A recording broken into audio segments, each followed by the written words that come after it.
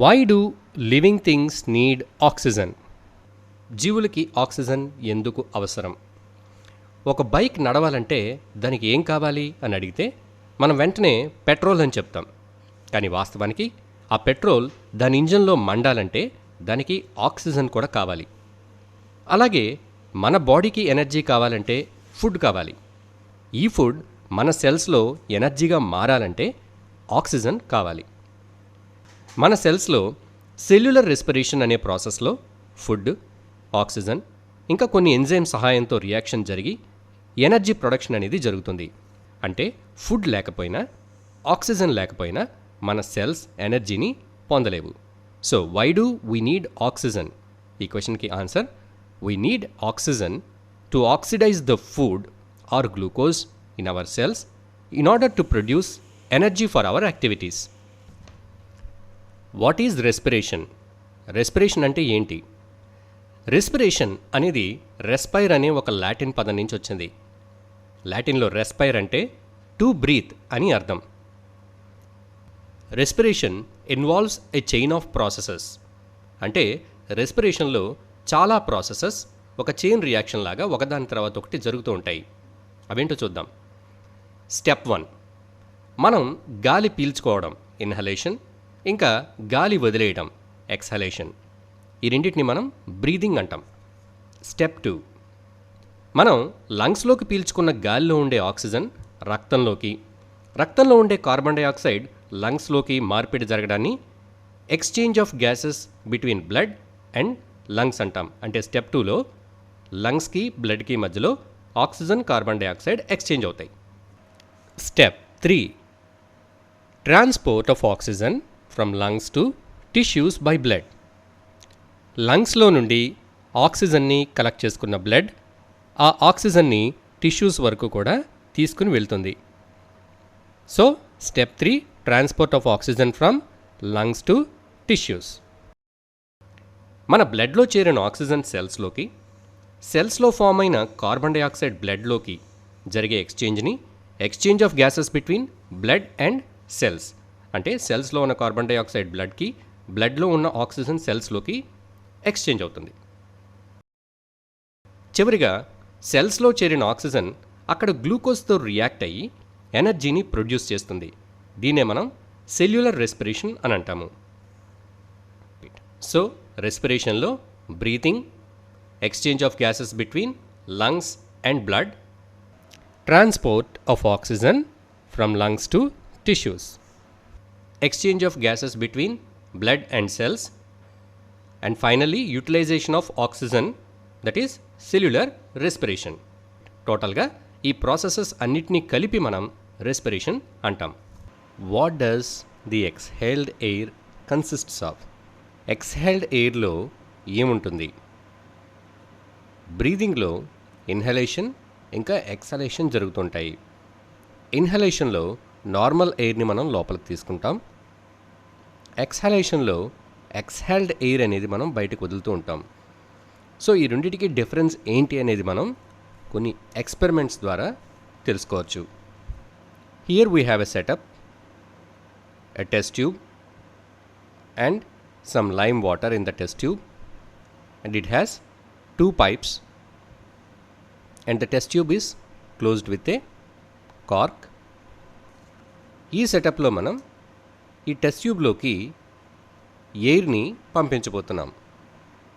ఇక్కడ మనం ఒక సిరింజ్ లేదా ఒక పిచికారీ యూస్ చేసి ఎయిర్ని టెస్ట్ ట్యూబ్లో ఉన్న లైమ్ వాటర్లోకి పంప్ చేయబోతున్నాం.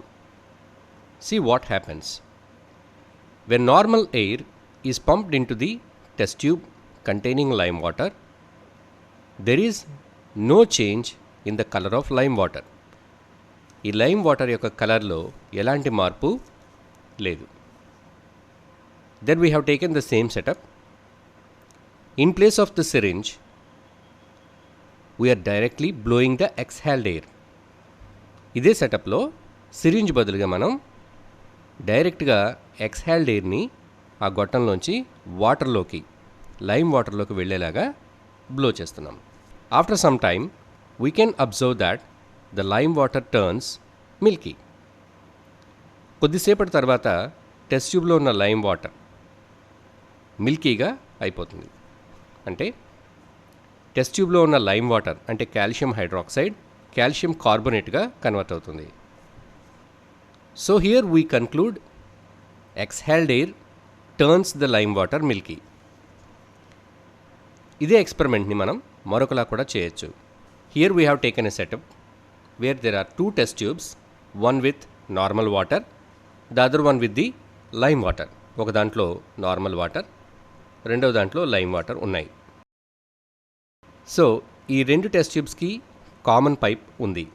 దీంట్లోంచి మనం ఎక్స్హేల్డ్ ఎయిర్ని లోపలికి బ్లో చేసినప్పుడు what happens to the normal water and what happens to the lime water. We have seen in the previous experiment that exhaled air turns the lime water milky.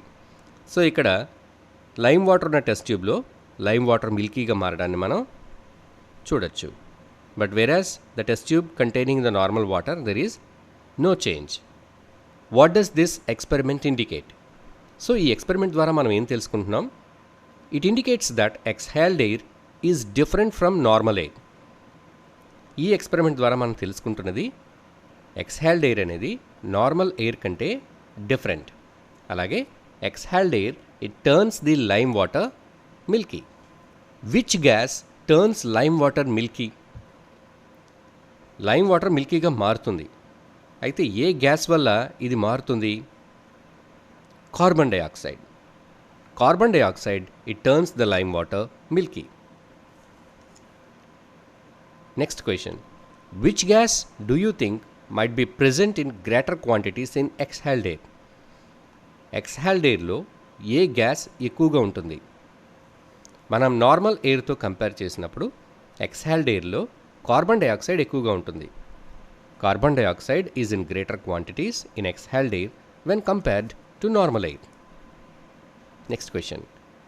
Wear does the water vapour come from in exhaled air? Exhaled ఎయిర్లో water vapour ఉంటుంది. మీరు ఒక mirror దగ్గరికి వెళ్ళి అక్కడ just మీరు మీ ఎక్స్హేల్డ్ ఎయిర్ని ఆ మిర్రర్కి దగ్గరగా వెళ్ళి ఇలా బ్లో చేసినట్టయితే ఆ మిర్రర్ మీద కొంచెం క్లౌడ్ లాంటిది ఫార్మ్ అవడాన్ని మనం గమనిస్తాం. ఇది మన ఎక్స్హేల్డ్ ఎయిర్లో ఉండే వాటర్ వేపర్ వల్ల జరుగుతుంది. Here the question is where does the water vapour come from in exhaled air? Exhaled ఎయిర్లోకి వాటర్ వేపర్ ఎక్కడి నుంచి వస్తుంది? The fluid that lines the surfaces of the airways. The fluid that lines the surfaces of the airways evaporates and turns to vapor. This is carried away by exhaled air. మన respiratory సిస్టంలో Airways ఏవైతే ఉన్నాయో trachea, bronchi, bronchioles ఇవన్నీ కూడా మాయిస్ట్గా ఉంటాయి, తడిగా ఉంటాయి. So వీటిలో ఉండే తడి ఆవిరవుతూ ఉంటుంది, వేపర్ అవుతూ ఉంటుంది. ఈ వేపర్ మన ఎక్స్హేల్డ్ ఎయిర్తో కలిసి బయటికి వస్తుంది. అందుచేత మన ఎక్స్హేల్డ్ ఎయిర్లో వాటర్ వేపర్ అనేది ఉంటుంది. So these are the some important questions related to breathing. The pathway of air from nostrils to alveoli. మన రెస్పిరేటరీ సిస్టంలో గాలి ఏ విధంగా ప్రయాణిస్తుంది? మనం పీల్చుకునే గాలి ఏ భాగం నుంచి ఏ భాగానికి ఎలా వెళ్తుంది అనేది ఇప్పుడు మనం చూద్దాం. మన బాడీలోకి అంటే మన రెస్పిరేటరీ సిస్టంలోకి ఎయిర్ అనేది నాస్ట్రిల్స్ ద్వారా ఎంటర్ అవుతుంది. నాస్ట్రిల్స్ అంటే మన ముక్కుకు ఉండే కన్నాలు లేదా ముక్కు రంధ్రాలు. Air enters the body through nostrils. గాలి నాసికా రంధ్రాల ద్వారా మన శరీరంలోకి ప్రవేశిస్తుంది. మన ముక్కు రంధ్రాల్లో ఫైన్ హెయిర్స్, చిన్న చిన్న సన్నని వెంట్రుకలు ఉంటాయి. ఇవి డస్ట్ పార్టికల్స్ని ఫిల్టర్ చేస్తాయి. అంటే ముక్కులో ఉండే వెంట్రుకలు ఫిల్టర్స్ లాగా ఉపయోగపడతాయి. Next part nasal cavity. నాస్ట్రిల్స్లోంచి గాలి నేజల్ క్యావిటీలోకి వెళ్తుంది. సో మన నోట్లో ఉండే ఖాళీని మనం బక్కల్ క్యావిటీ అంటాం. అలాగే ముక్కు లోపల భాగంలో ఉండే ఖాళీని నేజల్ క్యావిటీ అంటాము. ఈ నేజల్ క్యావిటీ అనేది మ్యూకస్తో లైనింగ్ చేయబడి ఉంటుంది. It is lined by mucus. So ఈ మ్యూకస్ ఫంక్షన్ ఏంటి? మనం బ్రీత్ చేస్తున్న ఎయిర్ని మాయిస్ట్గా చేయటం. మన రెస్పిరేటరీ సిస్టంలోకి ఎంటర్ అయ్యే గాలి వేడిగా మాయిస్ట్గా ఉండాలి. ఒకవేళ అలా లేదనుకోండి, ఈ ఎయిర్ అంతా మన రెస్పిరేటరీ సిస్టంలో ఉన్న మాయిశ్చర్ని అబ్జార్బ్ చేసుకుని వాటిని డ్రైగా చేసేస్తుంది. సో రెస్పిరేటరీ సిస్టంలోకి ఎంటర్ అయ్యే గాలి మాయిస్ట్గా ఉండాలి. ఇక్కడ మన నేజల్ క్యావిటీలో ఉండే మ్యూకస్ లేయర్ ఆ గాలిని మాయిస్ట్గా చేస్తుంది. అంతేకాదు మన పీల్చుకునే గాలిలో ఉండే డస్ట్ని, జర్మ్స్ని కూడా అది అబ్జార్బ్ చేసుకుంటుంది. ఇంకా నేజల్ క్యావిటీలో మనం పీల్చుకునే గాలి యొక్క టెంపరేచర్ రైజ్ చేయబడుతుంది, ఇంక్రీజ్ చేయబడుతుంది. అంటే మన బాడీ టెంపరేచర్ ఎంత ఉందో దానికి సమానంగా చేయబడుతుంది. So what happens in the nasal cavity? The air is humidified. తరువాత ఎయిర్ నేజల్ క్యావిటీ నుంచి ఎక్కడికి వెళ్తుంది? Pharynx. Pharynx is a common passage for food and air. ఫుడ్కి ఎయిర్కి కూడా ఇది ఒక కామన్ పాసేజ్. సో ఇందులో కూడా ఎయిర్ అనేది మాయిస్ట్ అయ్యి హ్యూమిడిఫైడ్ అవుతుంది. ఇక్కడ కూడా నేజల్ క్యావిటీలో ఎలా అయిందో అలాగే ఇక్కడ కూడా అది ఎయిర్ అనేది తడిగా, వేడిగా అవుతుంది. ఈ ఫారింగ్స్లో ఎపిగ్లాటిస్ అనేది ఉంటుంది. ఈ ఎపిగ్లాటిస్ అనేది మనం మింగే ఆహారం అంటే ఫుడ్ అనేది విండ్ పైప్లోకి రాకుండా ప్రొటెక్ట్ చేస్తుంది. ఎయిర్ ఈ ఫారింగ్స్ నుంచి ఎక్కడికి వెళ్తుందో చూద్దాం. ఫారింగ్స్ తర్వాత ఉన్న పార్ట్ లారింగ్స్. దీన్నే మనం వాయిస్ బాక్స్ అంటాము. It is a stiff box with vocal cords. ఇది గట్టిగా ఒక బాక్స్ లాగా ఉంటుంది. ఇందులో వోకల్ కార్డ్స్ ఉంటాయి. మనం ఎయిర్ని ఎక్స్హాల్ చేసేటప్పుడు ఈ ఎక్స్హాల్డ్ ఎయిర్ ద్వారా మనం వోకల్ కార్డ్స్ని వైబ్రేట్ చేయగలుగుతాము. ఇలా వైబ్రేట్ చేయడం ద్వారా మనం సౌండ్స్ని ప్రొడ్యూస్ చేస్తాము. అంటే మనం మాట్లాడడం, పాటలు పాడడం ఇదంతా కూడా ఈ వోకల్ కార్డ్స్ యొక్క వైబ్రేషన్స్ వల్ల ఈ సౌండ్స్ ప్రొడ్యూస్ అవుతాయి.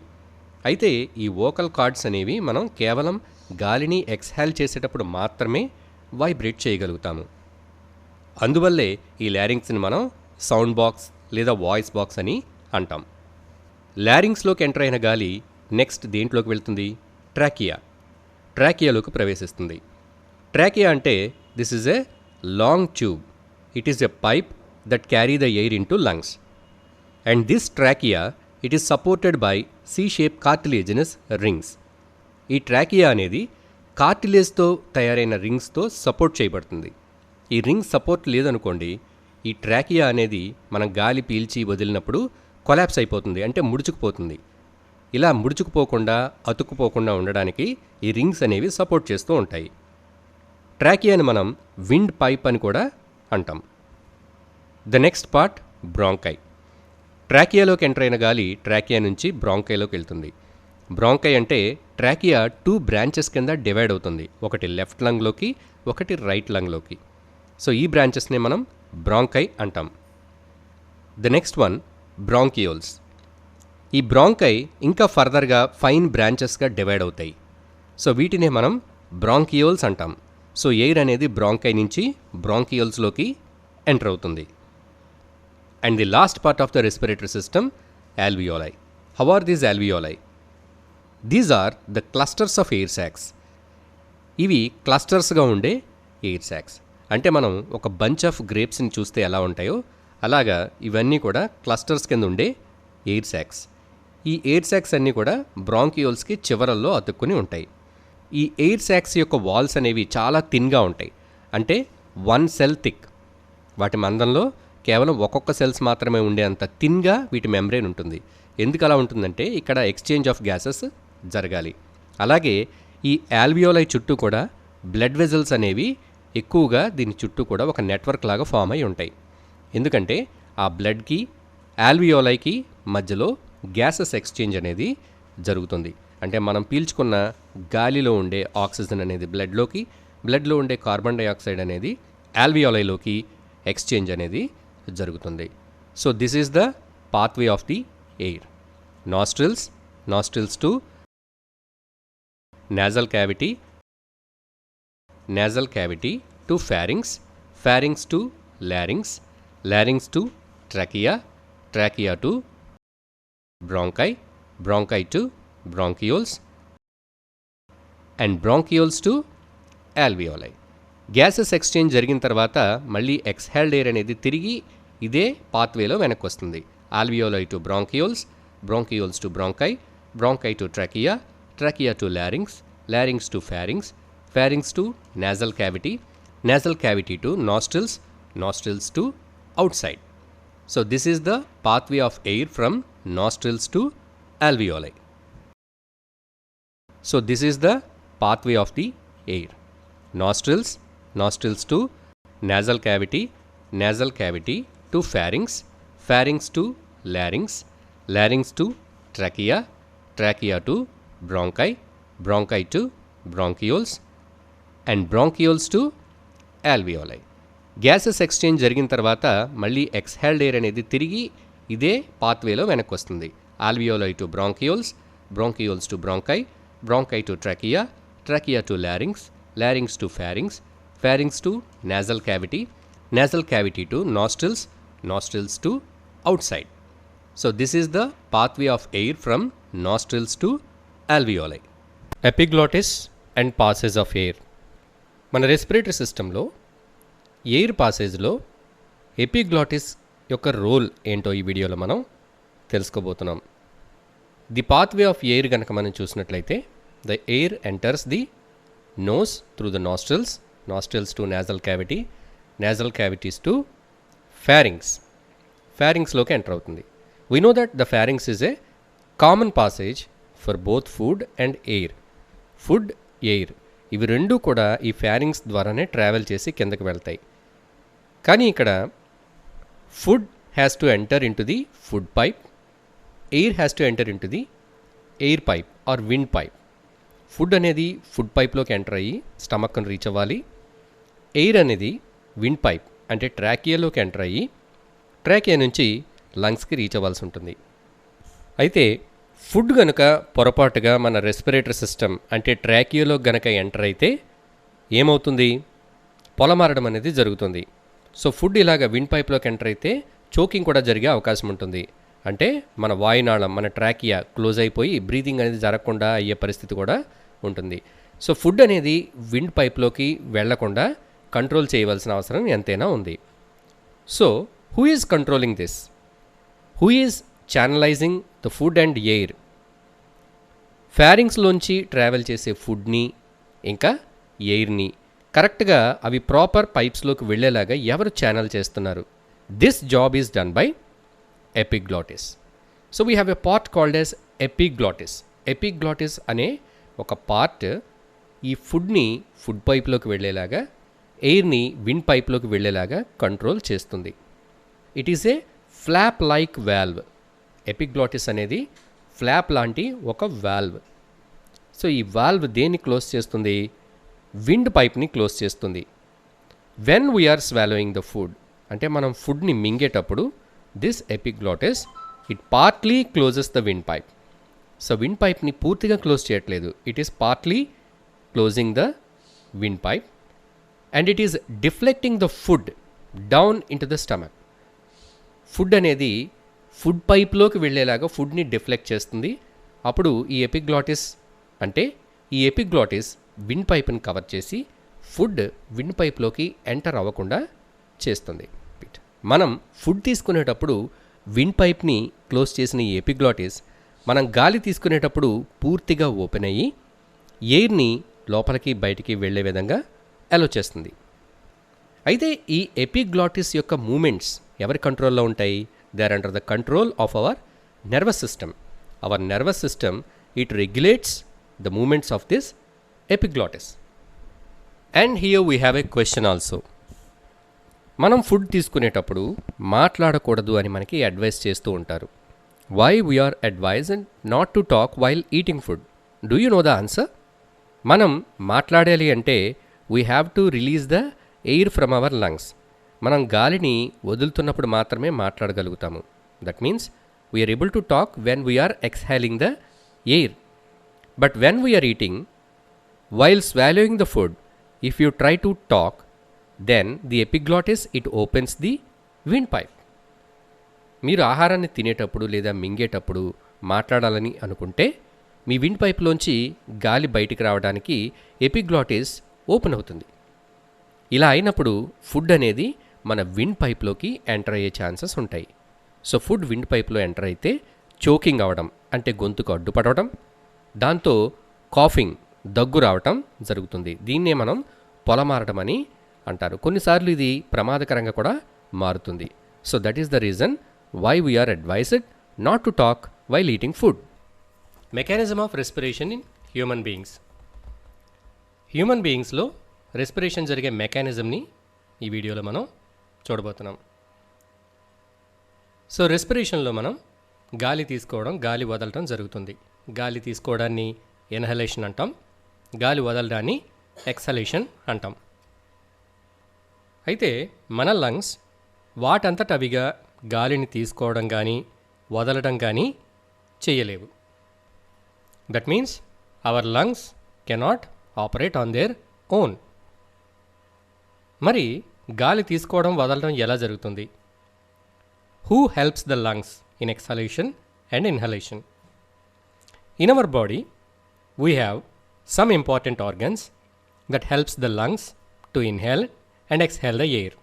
మన బాడీలో మన లంగ్స్ గాలిని తీసుకోవడానికి వదలటానికి మన లంగ్స్కి కొన్ని పార్ట్స్ హెల్ప్ చేస్తున్నాయి. అవి ఏంటో, ఎక్కడుంటాయో, ఎలా హెల్ప్ చేస్తాయో చూద్దాం. ఇన్హలేషన్ ఇంకా ఎక్సలేషన్లో మన లంగ్స్కి హెల్ప్ చేసే పార్ట్స్ రెండు. ఒకటి diaphragm and the second one ribs. Ribs అంటే ప్రక్కటెముకలు. ముందుగా మనం డయాఫ్రమ్ ఎక్కడుందో ఎలా ఉందో చూద్దాం. Here in the chest cavity just below the lungs. Chest క్యావిటీలో లంగ్స్కి అడుగు భాగంలో here we have a flexible flattened muscle. ఇది ఒక మజిల్లా ఉంది, ఫ్లాట్గా ఉంది, ఫ్లెక్సిబుల్గా ఉంది. దీన్నే మనం డయాఫ్రమ్ అని అంటున్నాం. ఇది ఇన్హలేషన్ ఎక్సలేషన్లో ఉపయోగపడుతుంది. ఇక నెంబర్ 2 రిబ్స్. రిబ్స్ ఎక్కడున్నాయి? రిబ్స్ అనేవి ఒక రిబ్ కేజ్ని ఫామ్ చేస్తాయి. ఇవి మన చెస్ట్ క్యావిటీని చుట్టూ ప్రొటెక్ట్ చేస్తూ ఉంటాయి. మన చెస్ట్ క్యావిటీ లోపల ఉండే డెలికేట్ ఆర్గన్స్ అయిన హార్ట్, లంగ్స్ వీటన్నిటికీ దెబ్బలు తగలకుండా కాపాడుతూ ఉంటాయి. అయితే ఈ రిబ్స్ కేవలం ఇంటర్నల్ ఆర్గన్స్ని ప్రొటెక్ట్ చేయడం మాత్రమే కాకుండా మన ఇన్హలేషన్ ఎక్సలేషన్లో కూడా ఉపయోగపడతాయి. Role of diaphragm and ribs in respiration. Respiration అంటే ఇన్హలేషన్ ఇంకా ఎక్స్హలేషన్లో మన యొక్క డయాఫ్రమ్, రిబ్స్ ఎలాంటి రోల్ని ప్లే చేస్తాయి, రెస్పిరేషన్కి ఎలా హెల్ప్ చేస్తాయి? Let us see. Our chest wall is made up of ribs, muscles and skin. మన చెస్ట్ వాల్ ఏదైతే ఉందో ఈ వాల్ అనేది రిబ్స్తోనూ, మజిల్స్తోనూ ఇంకా స్కిన్తోనూ ఇది తయారై ఉంటుంది. మన రిబ్స్ కనుక అబ్జర్వ్ చేస్తే మన రిబ్స్ బ్యాక్ సైడ్ మన స్పైనల్ కార్డ్కి అటాచ్ అయి ఉంటాయి. ప్రతి రిబ్ కూడా స్పైనల్ కార్డ్లో ఎక్కడైతే అటాచ్ అయ్యిందో అక్కడి నుంచి డౌన్వర్డ్ డైరెక్షన్లో అంటే క్రిందిగా ట్రావెల్ చేసి ముందుకు వస్తుంది. ఇక రిబ్స్ ఫ్రంట్ పార్ట్లో మన చెస్ట్ యొక్క వాల్కి అటాచ్ అయి ఉంటాయి. ఈ వాల్లో రిబ్స్తో పాటు మజిల్ కూడా ఉంటుంది.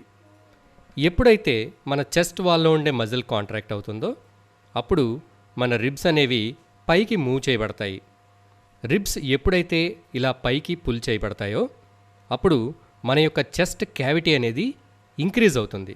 అంటే మన చెస్ట్లో ఉండే వాల్యూమ్, ఖాళీ అనేది పెరిగి అక్కడ స్పేస్ అనేది ఇంక్రీజ్ అవుతుంది. ఎప్పుడైతే స్పేస్ అనేది ఇంక్రీజ్ అవుతుందో అప్పుడు లంగ్స్ ఎక్స్పాండ్ అవ్వడానికి ఛాన్స్ అనేది ఏర్పడి లంగ్స్ ఎక్స్పాండ్ అవుతాయి. అప్పుడు గాలి బయట నుంచి లంగ్స్లోకి ఎంటర్ అవుతుంది. ఇన్ ద సేమ్ వే మన చెస్ట్ వాల్లో ఉండే మజిల్స్ రిలాక్స్ అయినప్పుడు మన రిబ్స్ మళ్ళీ క్రిందికి జరిగిపోతాయి. రిబ్స్ ఎప్పుడైతే క్రిందికి జరిగిపోతాయో అప్పుడు మన యొక్క చెస్ట్ క్యావిటీలో వాల్యూమ్ అనేది తగ్గిపోతుంది. సో ఈ వాల్యూమ్ తగ్గిపోతే లంగ్స్లో ఉండే ఎయిర్ అనేది బయటికి ఎక్సెల్ అవుతుంది. సో ఇలా మనకి రిబ్స్ అనేవి ఇన్హలేషన్లో ఇంకా ఎక్సలేషన్లో హెల్ప్ చేస్తాయి. సో ఇన్హలేషన్ ఎక్సలేషన్కి కేవలం రిబ్స్ ఒకటే హెల్ప్ చేయవు, మన డయాఫ్రమ్ కూడా హెల్ప్ చేస్తుంది. Now let us see how the diaphragm helps in inhalation and exhalation. This is diaphragm. Diaphragm shape కనుక అబ్జర్వ్ చేస్తే ఇది ఒక డోమ్ లాగా, అంటే మనం ఓపెన్ చేసిన అంబ్రెల్లా ఎలా ఉంటుంది అలా ఉంటుంది. సో దీని ఎడ్జెస్ కంటే కూడా దీని మధ్య పార్ట్ మనం చూస్తే ఇది చెస్ట్ క్యావిటీ లోపలకంటూ ఉన్నది. సో దీనివల్ల చెస్ట్ క్యావిటీలో స్పేస్ అనేది తక్కువగా ఉంది. ఎప్పుడైతే ఈ డయాఫ్రమ్లో ఉండే మజిల్స్ అనేవి కాంట్రాక్ట్ అవుతాయో అప్పుడు ఈ డయాఫ్రమ్ ఫ్లాట్గా అవుతుంది. సో ఈ డోమ్ షేప్లోంచి ఎప్పుడైతే ఇది ఇలా ఫ్లాట్గా అవుతుందో అప్పుడు చెస్ట్ క్యావిటీ అనేది ఇంక్రీజ్ అవుతుంది. అంటే చెస్ట్లో వాల్యూమ్ అనేది పెరుగుతుంది. ఎప్పుడైతే చెస్ట్లో వాల్యూమ్ పెరిగిందో లంగ్స్కి ఎక్కువ స్పేస్ దొరుకుతుంది. అప్పుడు లంగ్ ఎక్స్పాండ్ అయ్యి బయట ఉండే ఎయిర్ లోపలికి ఎంటర్ అవుతుంది. అలాగే మన డయాఫ్రమ్లో ఉండే మజిల్స్ మళ్ళీ రిలాక్స్ అయినప్పుడు అది దాని ఒరిజినల్ షేప్లోకి అంటే డోమ్ షేప్లోకి వచ్చేస్తుంది. సో ఇలా డోమ్ షేప్లోకి ఎప్పుడైతే వచ్చేస్తుందో అప్పుడు చెస్ట్లో ఉండే వాల్యూమ్ అనేది తగ్గిపోతుంది, చెస్ట్ క్యావిటీ తగ్గిపోతుంది. సో లంగ్ మీద ప్రెషర్ పెరిగి లంగ్స్లో ఉండే ఎయిర్ అనేది బయటికి ఎక్స్హేల్ అయిపోతుంది. So in this way hour diaphragm helps in inhalation and exhalation. So this is the role of ribs and diaphragm in respiration. Hello students, welcome to EduScope. ఈ వీడియోలో మనం gaseous exchange between lungs and blood అనే టాపిక్ని చూడబోతున్నాం. Respiration lesson నుండి gaseous exchange between lungs and blood. మనం inhale చేసిన air మన లంగ్స్లోకి ఎంటర్ అవుతుంది. అయితే ఈ ఎయిర్లో ఉండే ఆక్సిజన్ బ్లడ్లోకి ఎలా ఎక్స్చేంజ్ అవుతుంది, బ్లడ్లో ఉండే కార్బన్ డైఆక్సైడ్ మన లంగ్స్లోకి ఎలా ఎక్స్చేంజ్ అవుతుందో ఈ వీడియోలో మనం చూడబోతున్నాం. Our lungs are made up of tiny sac like structures called as alveoli. మన లంగ్స్ అనేవి ఒక చిన్న చిన్న సాక్స్ లాంటి స్ట్రక్చర్స్తో తయారవుతాయి. ఇవన్నీ కూడా క్లస్టర్ ఆఫ్ గ్రేప్స్ లేదా బంచ్ ఆఫ్ గ్రేప్స్, ఒక ద్రాక్ష గుత్తి ఎలా ఉంటుందో అలా ఉంటాయి చిన్న చిన్న శాక్స్. సో ఈ టైనీ శాక్స్ని మనం ఆల్వియోలై అని చెప్తున్నాం. మనం ఎయిర్ ఇన్హేల్ చేస్తున్నాం, గాలిని తీసుకుంటున్నాం లంగ్స్లోకి. అంటే ఈ గాలి ఎక్కడికి వెళ్తుంది? లంగ్స్లో ఉండే ఆల్వియోలైలోకి రీచ్ అవుతుంది. సో ఈ ఆల్వియోలై అన్నీ కూడా బ్లడ్ వెజల్స్తో సరౌండ్ చేయబడి ఉంటాయి. అంటే ప్రతి ఆల్వియోలై చుట్టూ చాలా బ్లడ్ క్యాపిల్లరీస్ అనేవి ఉంటాయి. సో ఈ క్యాపిల్లరీస్ చాలా థిన్గా ఉంటాయి. ఇక్కడ మన లంగ్స్లోని ఆల్వియోలై అనేవి కూడా చాలా థిన్ వాల్స్తో తయారై ఉంటాయి. The walls of the alveoli are 1 cell thick. మన ఆల్వియోలై యొక్క వాల్స్ కేవలం 1 cell థిక్నెస్ మాత్రమే ఉంటాయి. అలాగే వాటి చుట్టూ ఉండే బ్లడ్ క్యాపిల్లరీస్ కూడా they also have 1 cell thick walls. వాటి వాల్స్ కూడా కేవలం 1 cell థిక్నెస్ మాత్రమే ఉంటాయి. సో ఎందుకు ఇలాగా? ఎందుకంటే ఆల్వియోలైకి బ్లడ్ క్యాపిల్లరీస్కి మధ్యలో గ్యాసెస్ ఎక్స్చేంజ్ అనేది జరగాలి. So this exchange takes place with the help of a process called diffusion.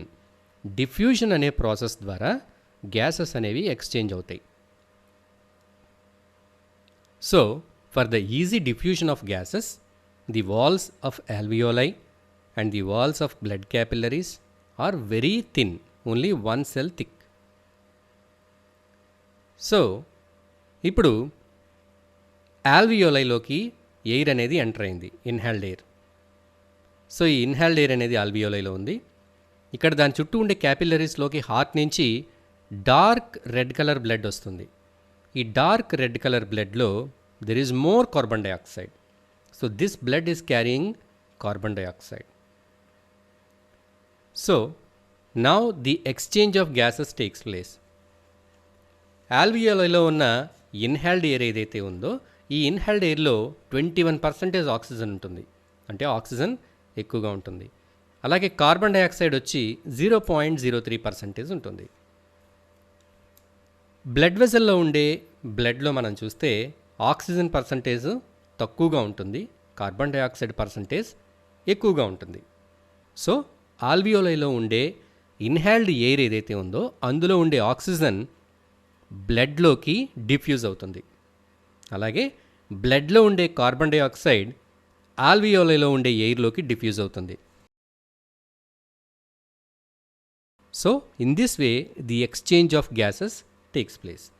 ఆల్వియోలైలో ఉండే ఇన్హేల్డ్ ఎయిర్లోని ఆక్సిజన్ బ్లడ్లోకి రాగానే డార్క్ రెడ్ కలర్లో ఉండే బ్లడ్ బ్రైట్ రెడ్ కలర్లోకి మారుతుంది. It indicates that it is rich in oxygen. So ఇలా గ్యాసెస్ ఎక్స్చేంజ్ జరిగిన తర్వాత ఎక్స్హేల్డ్ ఎయిర్లో ఓన్లీ 16% ఆక్సిజన్ ఉంటుంది, బట్ కార్బన్ డైఆక్సైడ్ వచ్చి 4.4% ఉంటుంది. ఆక్సిజన్ బ్లడ్లోకి డిఫ్యూజ్ అయిన తర్వాత this blood is sent to heart. ఈ బ్లడ్ అనేది హార్ట్కి రీచ్ అయ్యి అక్కడి నుంచి డిఫరెంట్ పార్ట్స్కి సప్లై అవుతుంది. ఆల్వియోలైలో ఉండే ఈ ఎక్స్హైల్డ్ ఎయిర్ అనేది ఎక్సలేషన్ ప్రాసెస్ ద్వారా మనం బయటకు రిలీజ్ చేస్తాం. So this is how the exchange of gases takes place between lungs and blood. ఇంకా షార్ట్గా చెప్పాలంటే ఆల్వియోలై అండ్ క్యాపిలరీస్కి మధ్యలో గ్యాసియస్ ఎక్స్చేంజ్ ఎలా జరుగుతుందో మనం చూసాం. ఈ వీడియోలో మనం గ్యాసెస్ యొక్క ట్రాన్స్పోర్ట్ బ్లడ్లో ఎలా జరుగుతుందో తెలుసుకోబోతున్నాం. The transport of gases in blood. In the previous video, we have seen how the exchange of gases takes place between lungs and blood. అయితే బ్లడ్లోకి ఎంటర్ అయిన ఈ గ్యాసెస్ ఎలా ట్రాన్స్పోర్ట్ అవుతాయి? Now let us see how the oxygen is transported in the blood. బ్లడ్లో oxygen ఎలా transport అవుతుంది? Alveoli నుంచి oxygen blood క్యాపిలరీస్లోకి డిఫ్యూజ్ అయిన వెంటనే బ్లడ్లో ఉండే రెడ్ బ్లడ్ సెల్స్లోకి ఆక్సిజన్ ఎంటర్ అవుతుంది. రెడ్ బ్లడ్ సెల్స్లో ఉండే ఒక protein which is called as haemoglobin, it binds with the oxygen. ఈ ఆక్సిజన్ మాలిక్యూల్స్ హీమోగ్లోబిన్కి బైండ్ అవుతాయి. When oxygen binds with haemoglobin it is called as oxyhaemoglobin. దీన్ని ఆక్సీహీమోగ్లోబిన్ అని అంటాం. Haemoglobin is a protein which is in red colour. Haemoglobin molecule red కలర్లో ఉంటుంది. Haemoglobin మాలిక్యూల్కి సెంటర్లో iron అనేది ఉంటుంది. ఈ హీమోగ్లోబిన్ దీని స్ట్రక్చర్ క్లోరోఫిల్తో సిమిలర్గా ఉంటుంది. క్లోరోఫిల్ అనేది మనం మొక్కల్లో చూస్తాం, but chlorophyll is green in colour. Chlorophyll molecule, haemoglobin molecule రెండు చూడడానికి ఒకలాగే ఉంటాయి. But the main difference is haemoglobin molecule has got iron at the centre. Haemoglobin మాలిక్యూల్లో దీనికి మధ్యలో ఐరన్ యాటమ్ ఉంటే క్లోరోఫిల్ మాలిక్యూల్కి మధ్యలో మెగ్నీషియం ఉంటుంది. So coming back to our topic, oxygen combines with haemoglobin and it forms oxyhaemoglobin. So this reaction it can be reversed also. అంటే oxygen హీమోగ్లోబిన్తో కలిసి ఆక్సీహీమోగ్లోబిన్ ఫామ్ అయినట్టే ఆక్సీహీమోగ్లోబిన్లో ఆక్సిజన్ విడిపోయి ఆక్సిజన్ వేరుగాను హీమోగ్లోబిన్ వేరుగాను కూడా అవ్వగలుగుతాయి. అంటే ఈ చేంజ్ అనేది రివర్సిబుల్గా జరుగుతుంది. Now let us see how the carbon dioxide is transported. మన బ్లడ్లో కార్బన్ డైఆక్సైడ్ 3 మెథడ్స్లో ట్రాన్స్పోర్ట్ అవుతుంది. 1. Carbon dioxide as bicarbonate. Carbon dioxide bicarbonate ఫామ్లో ట్రాన్స్పోర్ట్ అవుతుంది. Some carbon dioxide it combines with the haemoglobin. కొన్నిసార్లు కొంత కార్బన్ డైఆక్సైడ్ హీమోగ్లోబిన్కి అటాచ్ అయ్యి, అంటే oxygen హీమోగ్లోబిన్కి ఎలా బైండ్ అయ్యి వెళ్తుందో అలాగే కార్బన్ డైఆక్సైడ్ కూడా హీమోగ్లోబిన్కి బైండ్ అవ్వగలదు. సో కొన్ని సందర్భాల్లో కొంత మొత్తంలో కార్బన్ డైఆక్సైడ్ హీమోగ్లోబిన్కి కూడా బైండ్ అయ్యి ట్రాన్స్పోర్ట్ అవుతుంది. And the third method is carbon dioxide is transported by dissolving in plasma. ప్లాస్మాలో డిజాల్వ్ అయ్యి ట్రాన్స్పోర్ట్ అవుతుంది. సో ఆక్సిజన్ హీమోగ్లోబిన్తో కంబైన్ అయితే మనం ఆక్సీహీమోగ్లోబిన్ అంటున్నాం. మరి కార్బన్ డైఆక్సైడ్ హీమోగ్లోబిన్తో కంబైన్ అయితే ఫామ్ అయ్యే మాలిక్యూల్ని ఏమంటాం మీకు తెలుసా? సో మీకు తెలిస్తే కామెంట్ బాక్స్లో రాయండి. Now we will see the gaseous exchange between the capillaries and cells. ఇప్పుడు మనం బ్లడ్కి సెల్స్కి మధ్యలో గ్యాసెస్ ఎక్స్చేంజ్ ఎలా జరుగుతుందో చూద్దాం. ఇంతకుముందు మనం లంగ్స్కి బ్లడ్కి మధ్యలో గ్యాసెస్ ఎక్స్చేంజ్ ఎలా జరిగిందో మనం చూసాం. లంగ్స్లో ఉండే ఆక్సిజన్ బ్లడ్లోకి ఎంటర్ అయింది. బ్లడ్లో ఉండే కార్బన్ డైఆక్సైడ్ లంగ్స్లోకి వెళ్ళింది. ఇప్పుడు బ్లడ్లో ఆక్సిజన్ ఉంది. ఈ ఆక్సిజన్ ఎక్కడికి రీచ్ అవ్వాలి? మన టిష్యూస్కి, అంటే టిష్యూస్ అంటే సెల్స్కి. సో బ్లడ్లో ఉండే ఆక్సిజన్ సెల్స్కి రీచ్ అవ్వాలి. మనకు తెలుసు బ్లడ్ అనేది బ్లడ్ వెజల్స్ ద్వారా ట్రావెల్ చేసి మన టిష్యూస్ని చేరుకుంటుంది. టిష్యూస్ దగ్గరికి వచ్చిన తర్వాత బ్లడ్ వెజల్స్ అనేవి చిన్న చిన్న బ్లడ్ వెజల్స్గా మారి టిష్యూస్ని చేరుకుంటాయి. వీటిని బ్లడ్ క్యాపిలరీస్ అంటాం. ఇక్కడ మనం చూస్తే మనకి సెల్స్కి దగ్గరగా బ్లడ్ క్యాపిలరీస్ మనం చూడొచ్చు. ఈ బ్లడ్ క్యాపిల్లరీస్లో ఉండే బ్లడ్ ఎక్కడి నుంచి వచ్చింది? లంగ్స్ నుంచి వచ్చింది. ఇందులో ఏముంది? ఆక్సిజన్ ఉంది. ఈ ఆక్సిజన్ ఎలా ఉంది? హిమోగ్లోబిన్తో కంబైన్ అయ్యి ఆక్సీ హీమోగ్లోబిన్ ఫామ్లో ఉంది. ఇప్పుడు సెల్స్లో ఆక్సిజన్ లెవెల్ అనేది తక్కువగా ఉంటుంది. ఎందుకు తక్కువగా ఉంటుంది? ఎందుకంటే మన సెల్స్ ఎప్పటికప్పుడు ఆక్సిజన్ని యూజ్ చేసేసుకుంటూ ఉంటాయి. మన సెల్స్కి ఆక్సిజన్ అనేది చాలా అవసరం ఎనర్జీ ప్రొడక్షన్ కోసం. సో బ్లడ్ వెజల్లో హీమోగ్లోబిన్తో కంబైన్ అయ్యి ఆక్సిజన్ ఎక్కువగా ఉంటుంది, మన సెల్స్లో ఆక్సిజన్ తక్కువగా ఉంటుంది. ఇటువంటప్పుడు ఈ పర్టిక్యులర్ సిచ్యువేషన్లో మన బ్లడ్ వెజల్స్లో ఉండే ఆక్సీ హీమోగ్లోబిన్ కింద ఆక్సిజన్ కింద సెపరేట్ అయిపోతుంది. The oxy haemoglobin separates into oxygen and hemoglobin. Now, this oxygen diffuses into cells. Capillaries లోంచి ఈ ఆక్సిజన్ సెల్స్లోకి డిఫ్యూజ్ అవుతుంది. ఎందుకు వెళ్తుంది మనకు తెలుసు. డిఫ్యూజన్ అంటే the movement of molecule from higher concentration to lower concentration. So blood క్యాపిల్లరీలో ఆక్సిజన్ కాన్సన్ట్రేషన్ ఎక్కువగా ఉంది, సెల్స్లో ఆక్సిజన్ కాన్సన్ట్రేషన్ తక్కువగా ఉంది. కాబట్టి ఆక్సిజన్ అనేది బ్లడ్ నుంచి సెల్స్కి డిఫ్యూజ్ అవుతుంది. అలాగే సెల్స్లో కార్బన్ డైఆక్సైడ్ అనేది ఎక్కువగా ఉంటుంది. ఎందుకుంటుంది? సెల్స్ ఆక్సిజన్ యూజ్ చేసేసుకుని ఎనర్జీని ప్రొడ్యూస్ చేస్తూ కార్బన్ డైఆక్సైడ్ని కూడా ప్రొడ్యూస్ చేస్తాయి. సో సెల్స్లో కార్బన్ డైఆక్సైడ్ ఎక్కువగా ప్రొడ్యూస్ అవుతూ ఉంటుంది. ఇప్పుడు మనం కార్బన్ డైఆక్సైడ్ రేషియో కనుక చూస్తే సెల్స్లో ఎక్కువ కార్బన్ డైఆక్సైడ్ ఉంటుంది, సెల్స్కి దగ్గరగా ఉన్న క్యాపిల్లరీస్లో కార్బన్ డైఆక్సైడ్ తక్కువగా ఉంటుంది. సో ఇక్కడ కూడా డిఫ్యూజన్ జరిగి సెల్స్లో ఉండే కార్బన్ డైఆక్సైడ్ బ్లడ్ క్యాపిల్లరీస్లో ఉన్న బ్లడ్లోకి డిఫ్యూజ్ అవుతుంది. So in this way the exchange of gases takes place between blood and tissues. టిష్యూస్కి బ్లడ్కి మధ్యలో గ్యాసెస్ ఎక్స్చేంజ్ ఇలా జరుగుతుంది. So this is a continuous process. So టోటల్గా బాడీలో గ్యాసెస్ ఎక్స్చేంజ్ అనేది 2 లెవెల్స్లో జరుగుతుంది. ఒకటి మన లంగ్స్కి బ్లడ్కి మధ్యలో జరుగుతుంది, రెండవది మన బ్లడ్కి టిష్యూస్కి మధ్యలో జరుగుతుంది. సో ఈ టాపిక్ డిస్కస్ చేసుకునేటప్పుడు మనం ఒక విషయం తెలుసుకున్నాం. ఏంటంటే సెల్స్ కంటిన్యూస్గా ఆక్సిజన్ని యూజ్ చేసుకుంటూ ఉంటాయి, సెల్స్ కంటిన్యూస్గా కార్బన్ డైఆక్సైడ్ని ప్రొడ్యూస్ చేస్తూ ఉంటాయి. అసలు సెల్స్ ఆక్సిజన్ని ఎందుకు యూజ్ చేసుకుంటున్నాయి, కార్బన్ డైఆక్సైడ్ని ఎందుకు ప్రొడ్యూస్ చేస్తున్నాయి? మన సెల్స్ అవి సర్వైవ్ అవ్వాలంటే వాటికి ఎనర్జీ కావాలి కంటిన్యూస్గా. సో సెల్లో ఎనర్జీ ఎక్కడి నుంచి వస్తుంది? మన బ్లడ్లో ఉండే ఆక్సిజను, గ్లూకోజు ఇవి రెండు కూడా సెల్లో రియాక్షన్ జరిపి ఎనర్జీని ప్రొడ్యూస్ చేస్తాయి. ఈ ప్రాసెస్ని మనం రెస్పిరేషన్, సెల్యులర్ రెస్పిరేషన్ అంటాం. సో ఈ సెల్యులర్ రెస్పిరేషన్లో ఆక్సిజన్, గ్లూకోజ్ ఇవి రెండు రియాక్ట్ అయ్యి ఏం ప్రొడ్యూస్ అవుతుంది? Energy.